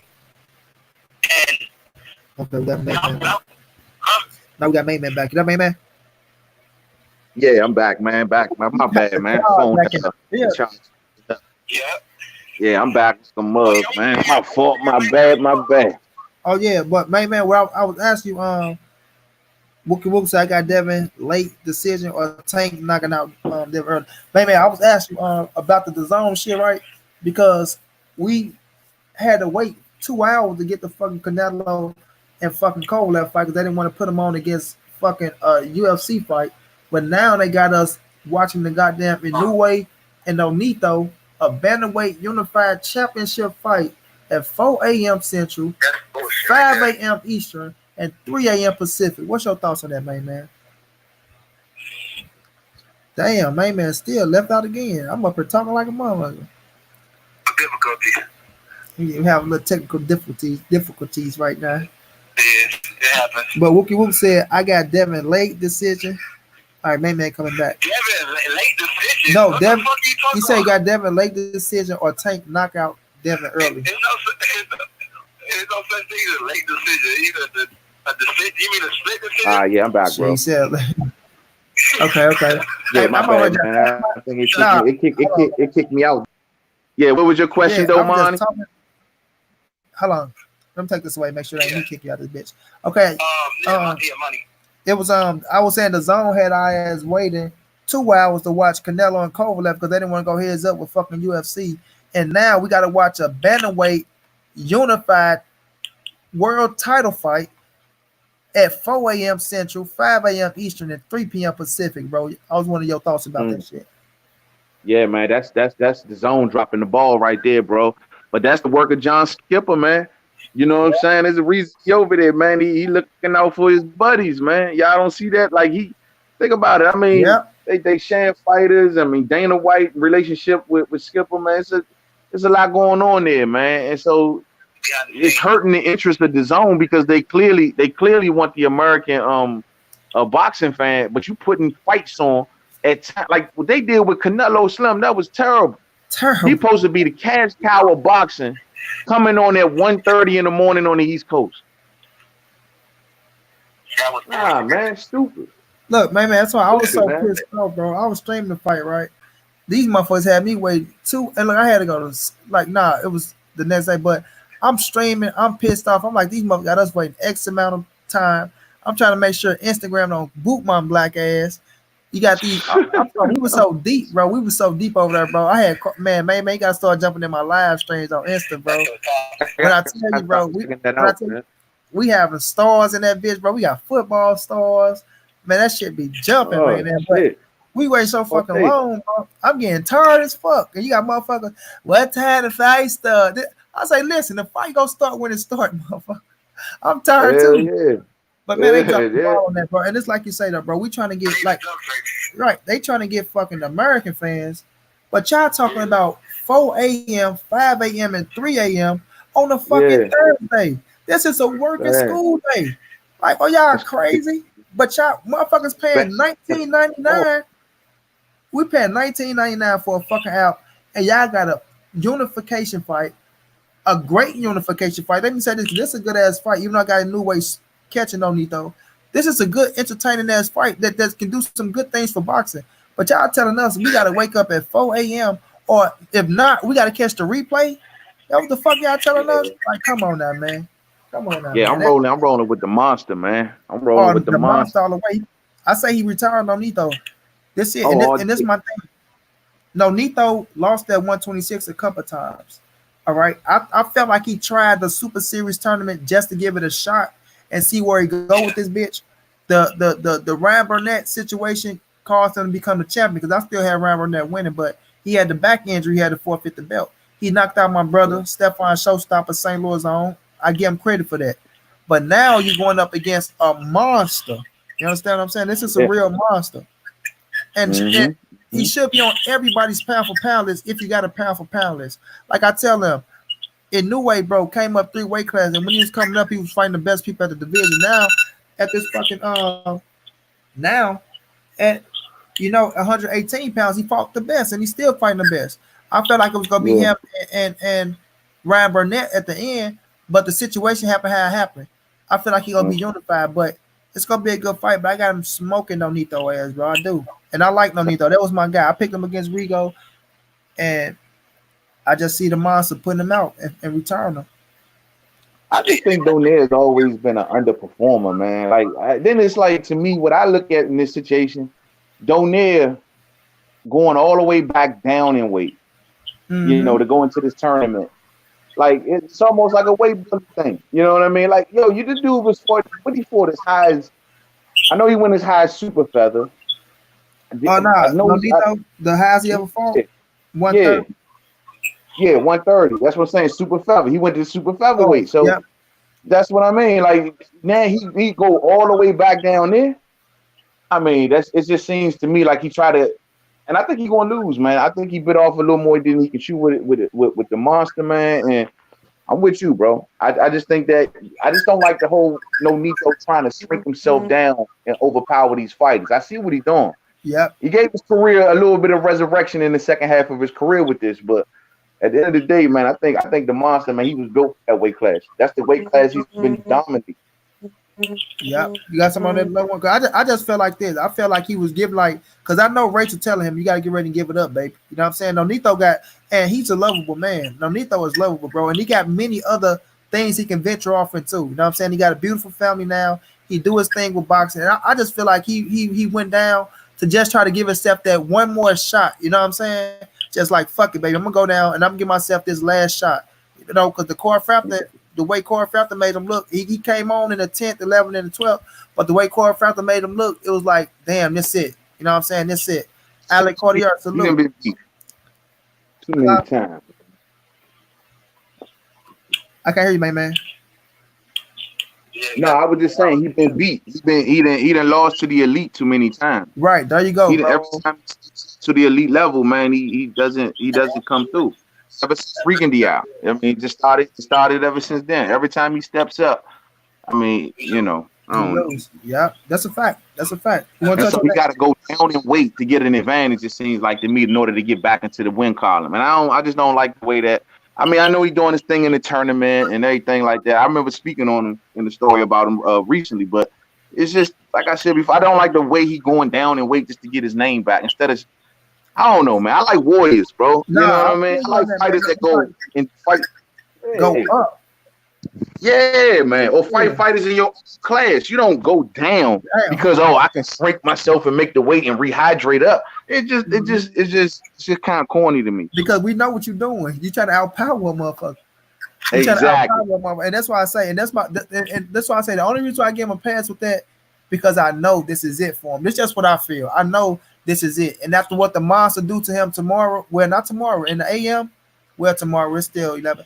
After what the monster do to him in the AM, I think this gonna be it for him, bro. I think this gonna be, because like I say, the tournament he got lucky, and I'm gonna say that's luck, because Ryan Burnett was winning that fight, and is nowhere in hell Donito DeMello will beat Ryan Burnett in that fight if that man turns fucking back. And he got a title. He was gonna fight Tay, but he ended up fighting Stefan Showstopper. You know, my brother, St. Louis on. I had him on the channel. He got did what he had to do to him, but there's no way he beating the monster. There's no way he beating him. I'll be surprised. Fuck. I mean, if he do, he's going to be that weight advantage. That weight advantage might come in. Yeah. You want to touch on that little one before I ask my man about Charlo and Oh no, I've been testing it. Okay. We all got the same prediction for that. That's pretty obvious right there. Okay. My man. Yeah, we are. What you think about Jamal Charlo and Tony Harrison, a rematch? Oh man, Tony Harrison. First off, he disappointed me with his recovery, man. Joe, for him not to even get off the couch and go to see a specialist or a doctor or some sort of surgeon to get his ankle worked on, especially since he pulled out of the original fight. You know what I'm saying? We thought he was going to go back and get a serious look at his ankle, but he didn't. And for him to come out recently and say, "Oh, nah, I ain't do nothing. I just sat around and just let it heal on his own," that tells me, man, that's now ain't no excuses, man. You going into this fight now with that, not the same guy that you probably was in the last fight. And he needs movement. He needs to be mobile. And so for him to just let that out like that, unless he playing possum, you know what I mean, trying to put that out there, maybe have messed with Charlo head or something like that, I don't like his chances, bro. Without him being able to be mobile and to really move and get to them angles like he was doing in that first fight, that's going to be a problem. And I think Jamel Charlo can take him out. And I feel like this, man. I said this. I said, now I feel like going right back into the fight, I felt like Charlo probably would have had like an attitude problem and had some, like going back into that trying to prove something, But I feel like since he got that little tune up, I feel like they kind of favor Jamel a little bit. You know what I'm saying? Because no doubt about it, no question. Yeah, he been active, but and Harrison coming right back into this fight. Yeah, you're right, man. And then I mean, I don't know, man. I don't really like it. I don't even like his. I mean, just looking at him in recent interviews, I don't like his energy. It's even different than when it was like if you go back to their previous press conferences, and I don't like it. You know what I'm saying? It's just it lets me know that there may even be something maybe really wrong with his ankle. May not be still 100%, like, or at least not good enough to beat a Charlo. Because like I heard y'all say earlier, man, Charlo lost. If y'all say Charlo lost, he lost close. He didn't lose like big. He lost close. I said I had Charlo winning that bitch. When I went back and watched it, I could have seen a draw. Please leave your message but I still had Charlo winning. Like either I seen a draw, I was like I could, or I'm not mad because at first I'm like, there's no way in hell Tony Harrison won that fight. It's no way in hell. Nah, I gave it to Charlo. I gave it to Charlo too. Yeah, when I watched it the second time, I said, okay, I edged it to a draw. That's why I said now the people that saying Tony won, I ain't as pissed off as I was at first when you know what I'm saying? I was like, nah, there's no fucking way. I said, okay, I see it. But if you had to ask me, I still don't think Charlo. I mean, I still don't think Tony Harrison did enough to take Charlo title. I He didn't just do don't. enough, bro. He didn't Yeah, do enough to take that belt off the champion, man. That wasn't a performance enough to take that belt off Charlo, man. I just didn't think so. And for him to not to be even that dude, probably coming into the rematch, Joe, I'm telling you, man, he gonna come in there, man, and get about that mid fight and not moving as well as he was. That's gonna be a problem. Eventually, Charlo gonna land, and yeah, he aims and he throws wild because he fighting he's fighting out of emotion. If you know what I'm saying, just yeah, wanting to show the world his new power. Let me show y'all what I've learned from Derrick James. You know what I mean? yeah. When he get out of that mindset, he all right. But if he's still there, yeah, he gonna be swinging for the fence. But if Harrison can't move, bro, I'm telling you, something gonna land. I agree 100%, bro. I agree 100%, and that's why I say this kind of. But Charlo getting that tune up kind of helped him because I feel like he was gonna go in there trying to prove a point. But now that I seen him.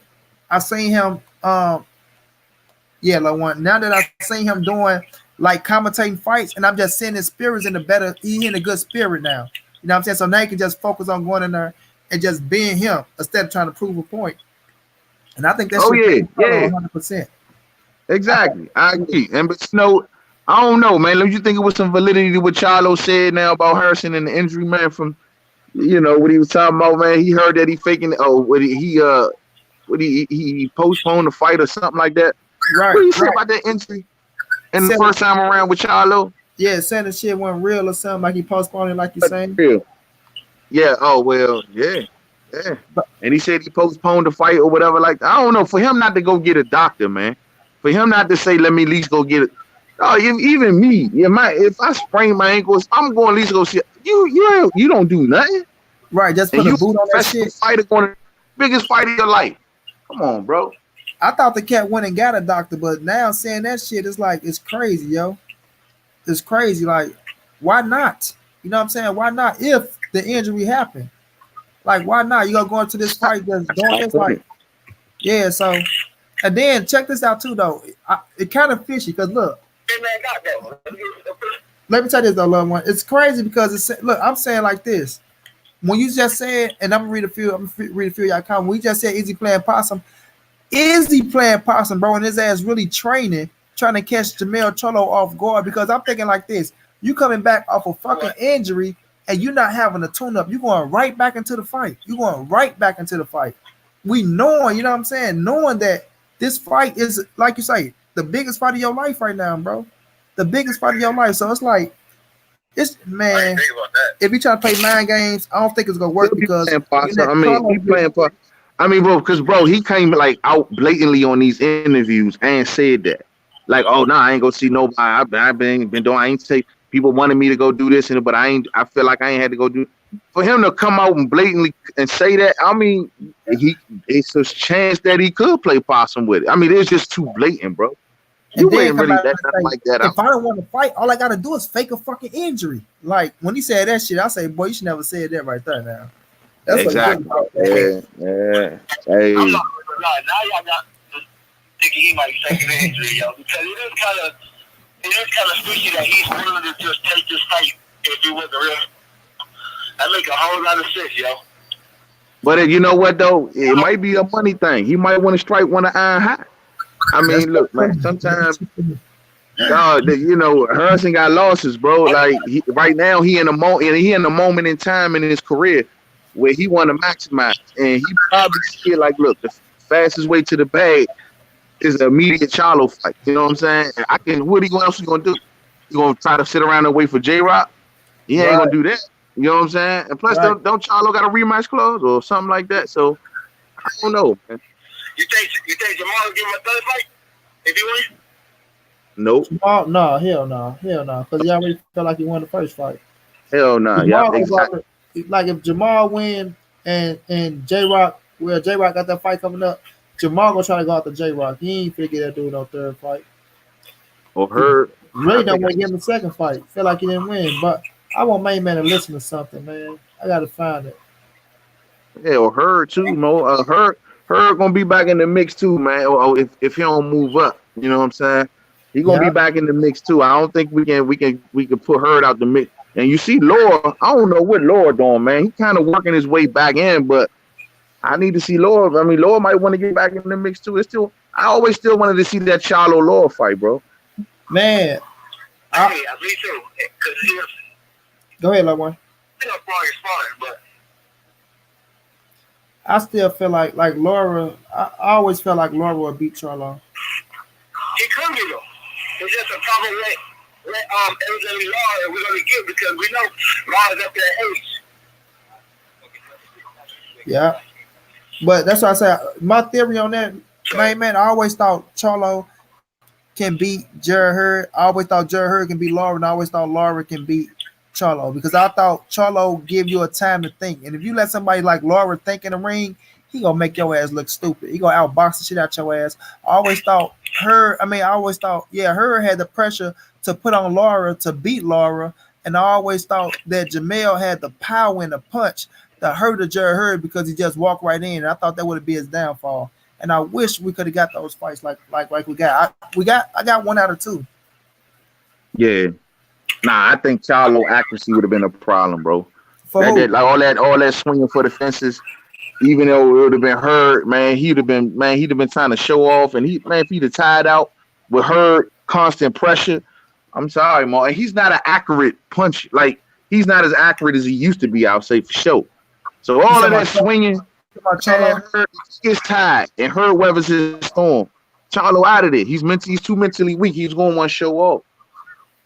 Yeah, but I just had my little theory of I felt like he had the power to catch her. That's why I just used to feel that way. That was my little triangle theory He at didn't that even time. stop Trout.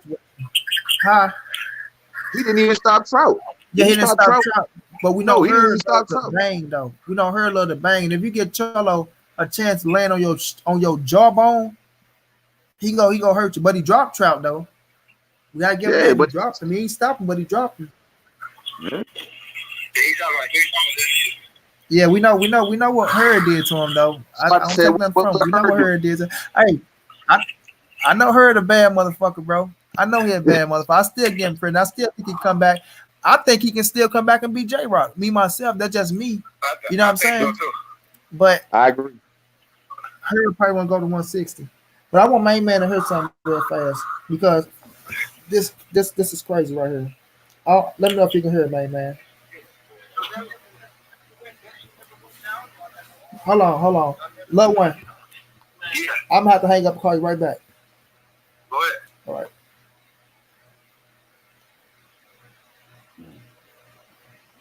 What they say, Yeah,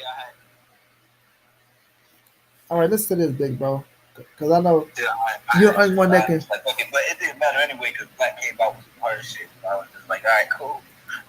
Yeah. So that shit never went down. Y'all never debated, huh?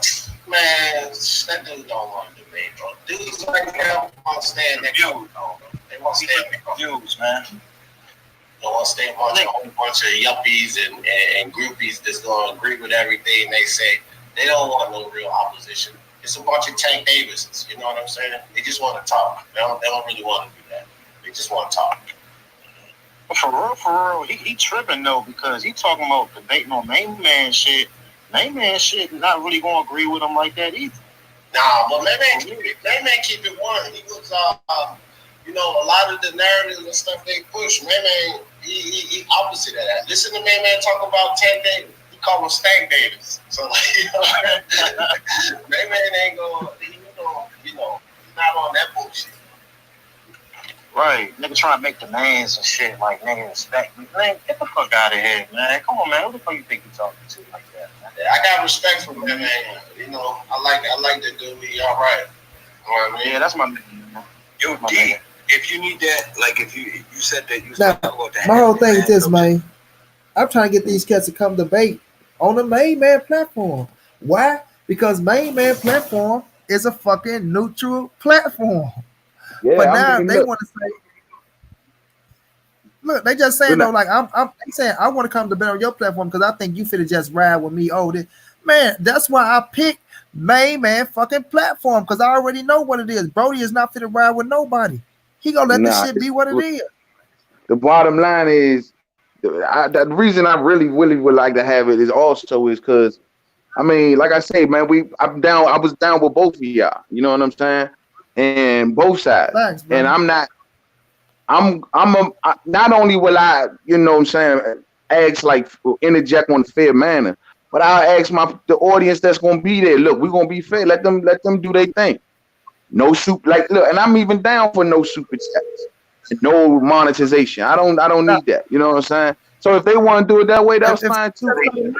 That's what something, I'm telling the other side, like, look, bro, I'm gonna be fair, honest, and it's not if they even want to. Nah, I'm not cutting my chat off. That's not gonna happen. But like I said, I will be fair. I will be honest, and like everybody will have a chance to talk and get their stuff off. I really want to see it because, like I say, man, I'm familiar with both of y'all, all of y'all. You know what I'm saying? I'm very familiar with all y'all viewpoints. We've all talked. We've all had, you know what I'm saying? So I just think that's the reason for my platform. Now, but that's however it work out. I'm here. You know what I'm saying? If y'all want to do it, I'm here. Just know that I'm and I would be. It would be an honor for me to do it because I know all y'all. You know what I'm saying?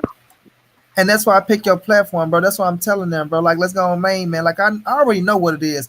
Black know what it is, bro. He just called you his OG in the video, so he know what it is. He know this ain't no fucking main man touching on me or touching on, like, bro. We know what it is, bro. But I want them boys. That's why I say, come on over to main man. This the only. If y'all want me to debate, that's the only thing I'm debating on. The dude that was talking, it'll be fair, man, across the board. It'll be fair.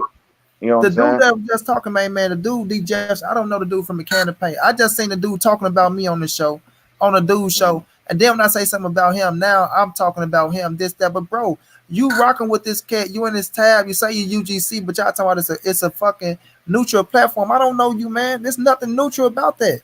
A neutral platform is somebody that we both know that's gonna be unbiased. And there's only one motherfucker that pop up in my head when we say that we both know that's unbiased, bro.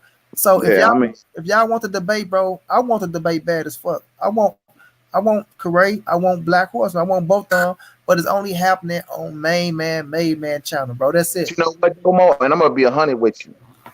Though I want to see you in Black, I really want to see you and Corey because I think y'all two are the ones with the most with the history. I mean, just the debate would be epic. I mean, a fair debate for both of y'all to get it off y'all chest.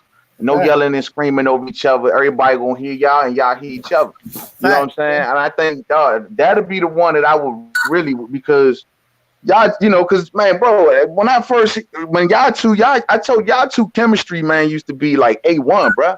And I used to love to see y'all two back and forth, man.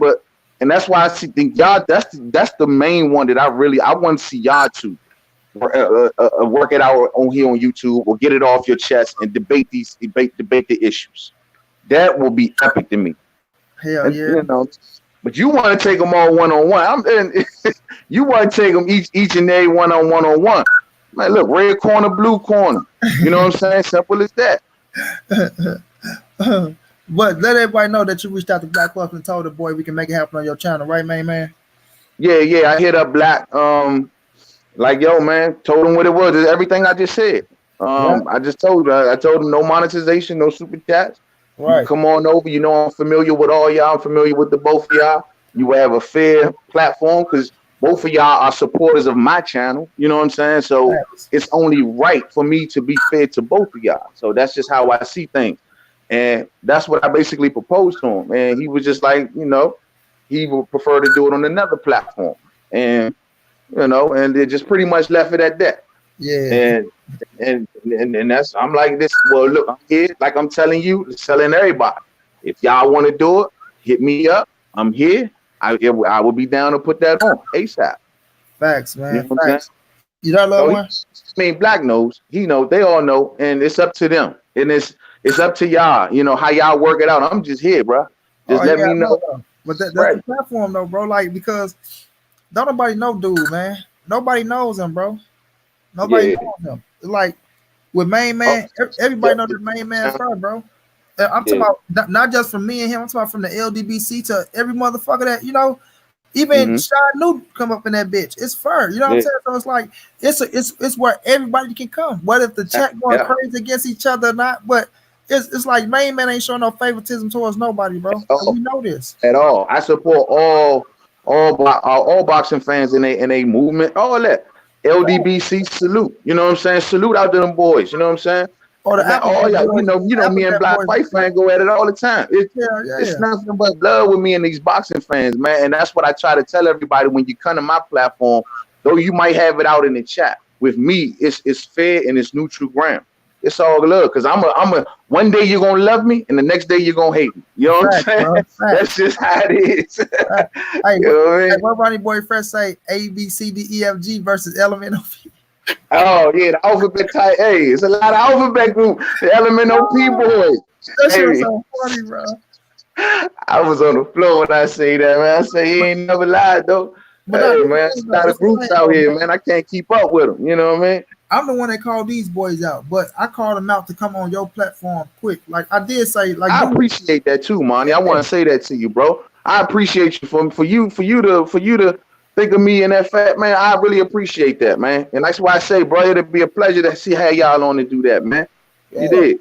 Because I know the real OGs, bro. And I know the cats that's gonna be real on both sides. Ain't gonna be no picking or they gonna let somebody get their shit off, or you know what I'm saying. If time's up, that's your time. It's like, but these And boys, everybody gonna see it. yeah, Everybody gonna see it. It's spread, bro. Everybody gonna see it. You know what I'm saying? Yeah, Most like you put important. that work in, bro. This man, he talking about ain't put in no work. No, I'm saying that man trying to grow his channel, and I hope his channel grow. But you're not gonna grow Yeah. your channel off me, bro. Like, no, of course, yes, we know that that's gonna be traffic. If me and that can't go with it, or me and Correct go with it, that's gonna be traffic. And the man I'm willing to get that traffic through is my bro. The same way they want neutral, you want neutral. Everybody want a neutral platform, man. That's what I'm saying, man. That's the best way it should be. It is a red corner, blue corner, myself in the middle. I can just kind of direct the conversation towards certain questions and let y'all cook. Exactly, bro. You know what I'm saying? One at a time, or however y'all want to do it. We can even before it go down, we can sit down and make some rules behind the scene. And then once we go down, it go down.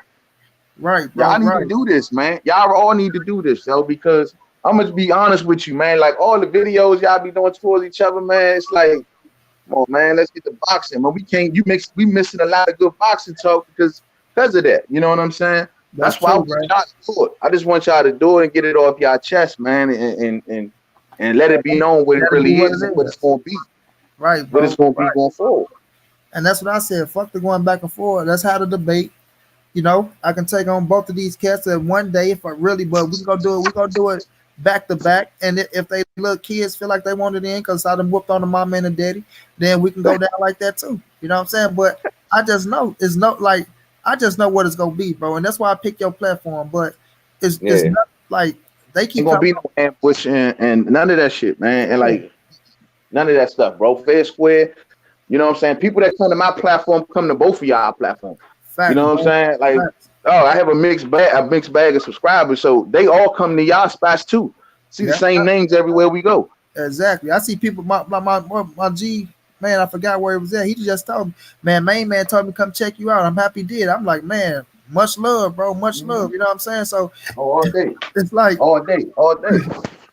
Just man, but that's back on the platform or me on the platform. It ain't no teams. I'm by myself for real. Like that's what I'm telling them because they keep talking about this, that. I'm not bringing nobody, man. I picked main man platform because I understand what it was. Like, let's get it in, bro. I'm willing to deal with these cats on any day.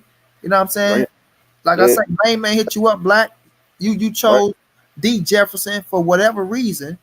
It's a way. You know, I know who D Jefferson is. He's coming on my channel. Salute to him, man. He cool. He been showing love. He been showing support. So I'm not going to be here to because you know how I am. But anybody who rock with me, I rock with them. And so it's, but the thing is, he is affiliated with them, and that is a fact. You know what I'm saying? And that's what makes, like, if you really want to do it on a neutral ground, you're there. Like, mine just makes the best sense. It's not. I mean, D cool peoples or whatever, but it's just the fact that you still affiliated, and it's going to be seen that way. It's not going to be seen as a fair debate. So you might as well just do it on a place where it will be seen that way. That's all I'm saying. That's like me coming out saying, "Oh, well, let's go do it on some motherfucker that's been rocking with my channel. Let's go do it on his shit." You know, like, nah, bro. Like, that don't make sense. Yeah. You And know what I Black, mean? So and that's my thing with Black. He know that you fair. He know that. That's why I'm like, it's kind of mind boggling to me, like why you don't want to come do it on main man shit. You know what I'm saying? Like, why not? That make the perfect sense, bro. Yeah, he probably want to give his homie the traffic, and that's and I'll be honest with you, I ain't really mad at that neither. You know what I'm saying? Like I think that's honestly a good, cool thing to try to do. But if you want to make it a neutral thing, if that's the point you're trying to make, then you got to go to neutral ground. You did. I mean, I can like ain't nothing wrong with like looking out for your man. Like, nah, we're gonna put it on my man joint so he can get some, ain't nothing wrong with that. You know what I'm saying? But the thing is that you can't say then you want it in a neutral area. Yeah. You did. Yeah. It's almost like then you basically going into the back. You know what I'm saying? So you can't do that, bro. And if you demand neutral and they demand neutral, then let's go neutral. I'm right here. I'm gonna press both y'all if answers seem like, hold on, bro, this is what happened, and you gonna have to explain that. You know what I'm saying? Exactly. We're gonna make it, bro. It's fair. Yeah, and that's why I say, well, them boys need to step up to the plate, man. They really do. Man, we'll see. But man, I'm here, bro. Let me talk about something though. And I know I've been holding you for a minute, but we, as you call my man's Twitter finger Davis around this motherfucker. We seen him and Devin Haney going back. Champion of the world. Yeah, man. Your man stank. Your man stank Twitter champion Davis, bro. What is he gonna do, man? Oh shit. Out of all these, bro. Let's drop the young narrative now. At this point, bro. If you're gonna say he's young, then don't mention the fact that he's an alleged 2-3-time world champion because it don't add up. You know what I mean? And we know Devin younger than him, so shit, you can't keep saying he's young. That's out the window. That man a grown ass man. Out the window now, bro. That man getting real ass. Ain't nothing young about him. Sorry. Man got kids. Yeah, but look, if him and Devin, and I know the fight ain't gonna happen right now, but if it was to happen right now, who would you favor in that fight right now? Ooh, good question. Oh man. Given I don't know how good Tank really is. God damn. But you can likewise say the same thing for Devin. It's a hard call, man. I don't know, man. I don't know if Devin could take Tank power, man. Right now, it's 50-50 to me right now, bro. To be honest with you. Mainly because of the competition that they both fought. Yeah, they both shine, and what they do best, they done it against the competition that they fought. But how would it fare against each other? A long boxer puncher versus a short boxer puncher. You know what I'm saying? It's tough. It's 50-50 for me right now, bro. You feel like whoever can work their game plan the best to be the winner, huh? Pretty much. Whoever out there that's feeling the best that night can come out with that extra edge that night can do it because they both got the capabilities to beat each other. I think if Devin come out there, but I just don't know how good Devin Chin really is. I mean, he ain't never faced nobody that can do anything that what Tank can do. You know what I'm saying? That's true. The elusiveness of Tank, the boxing, the upper body movement of Tank, the power of Tank. The ability, the punch placement of Tank, like he's good with those things. Man, he good with it, bro. See, that's one thing, man, do is keep it real. But I just don't know, bro. You got Tank beating Devin? Right now, I do, bro. I do, cause it's like you said. When I look at Devin, I do like Devin, bro, and he do got a shot at beating Tank because of the boxing ability. I just don't know if the power is really the power that he got. You know, I just don't know it. But with Tank, I feel like Tank power is the power. But we got to see too because he's moving up to 35. But Devin is a how do we know Tank power is the power if he fought 26 pounders, Mo? How do we know Tank power is the power? Because he got them all out of there. You know what I'm saying? Now I know what you said at 26, but you got to remember Tank stopped 330 pounders in a row though. Solid 30 pounders too. Leon Walsh was a 30 pounder. Pedraza was a 30 pounder, and the kid he lost his title to was 130 pounds, and they was all undefeated. So the kid he lost his title to. You talking about? You ain't talking about Quayla? No, he won the title. Not talking about when he lost his bet on the scale when he fought him. Remember? He still won, but he lost it. Yeah, he lost his title though. But all right. Well, when when he fought somebody good, he pulled them up. Is that what you're telling me? No, I mean, that's what I tell you, bro. The only fight I give him credit for is the Pedraza. I give him credit for Pedraza. That's a fair square win, even though he went over. He went up to UK and stopped Len Walsh too. Len Walsh. Yeah. Okay, yeah. Len Walsh. I ain't saying Walsh was the best competition, but he was still a good fight over it, at that stage. But I feel you on that too. That's why I say, man. That's why you're kind of protecting Tank a little bit, man. Like you're making some excuses for Tank. No, I mean, because that's why I was gonna say he pissed me off when he didn't unify at 130 pounds. Now you got the title. To me, I feel like every fighter that become champion in a division, they need to at least unify and beat another champion to solidify them at that weight class. You know what I'm saying? Like Tevin or fucking Burchett would have been perfect for Tank to beat and then move up. That would have put some respect on his name. You know what I'm saying? That's exactly. I agree 100%. I agree 100%. So also at 35. Go ahead. He could do some things at 35. He still can. I mean, he talking about Leo Santa Cruz coming up after he fights Gamboa, right? That's what they talking about him doing, probably.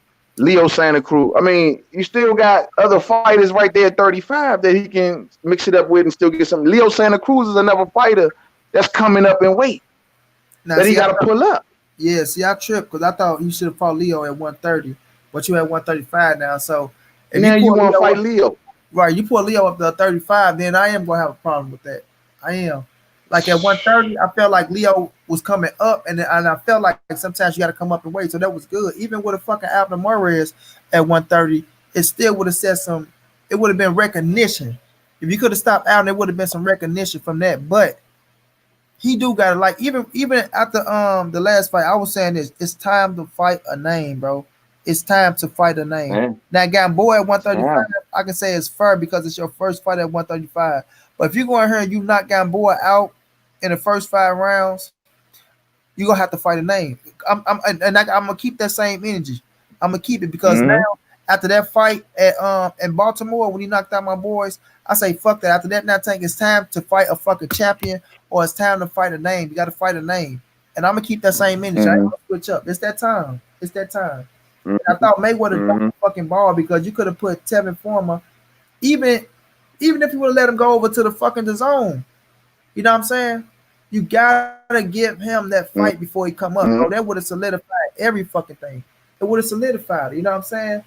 And I felt like he could have knocked Tevin out. I felt like Burchett was his toughest fight at 130. I felt like Burchett was gonna test his ass because Burchett do got real raw power, and Burchett got that grit and that dog to say when it's time to say let's go, fuck it, let's go. We seen Burchett do that against Francisco Vargas, and I ain't gonna lie, I was pissed off.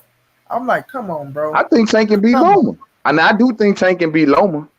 I think Tank can beat Lomachenko. But he got to fight him to see.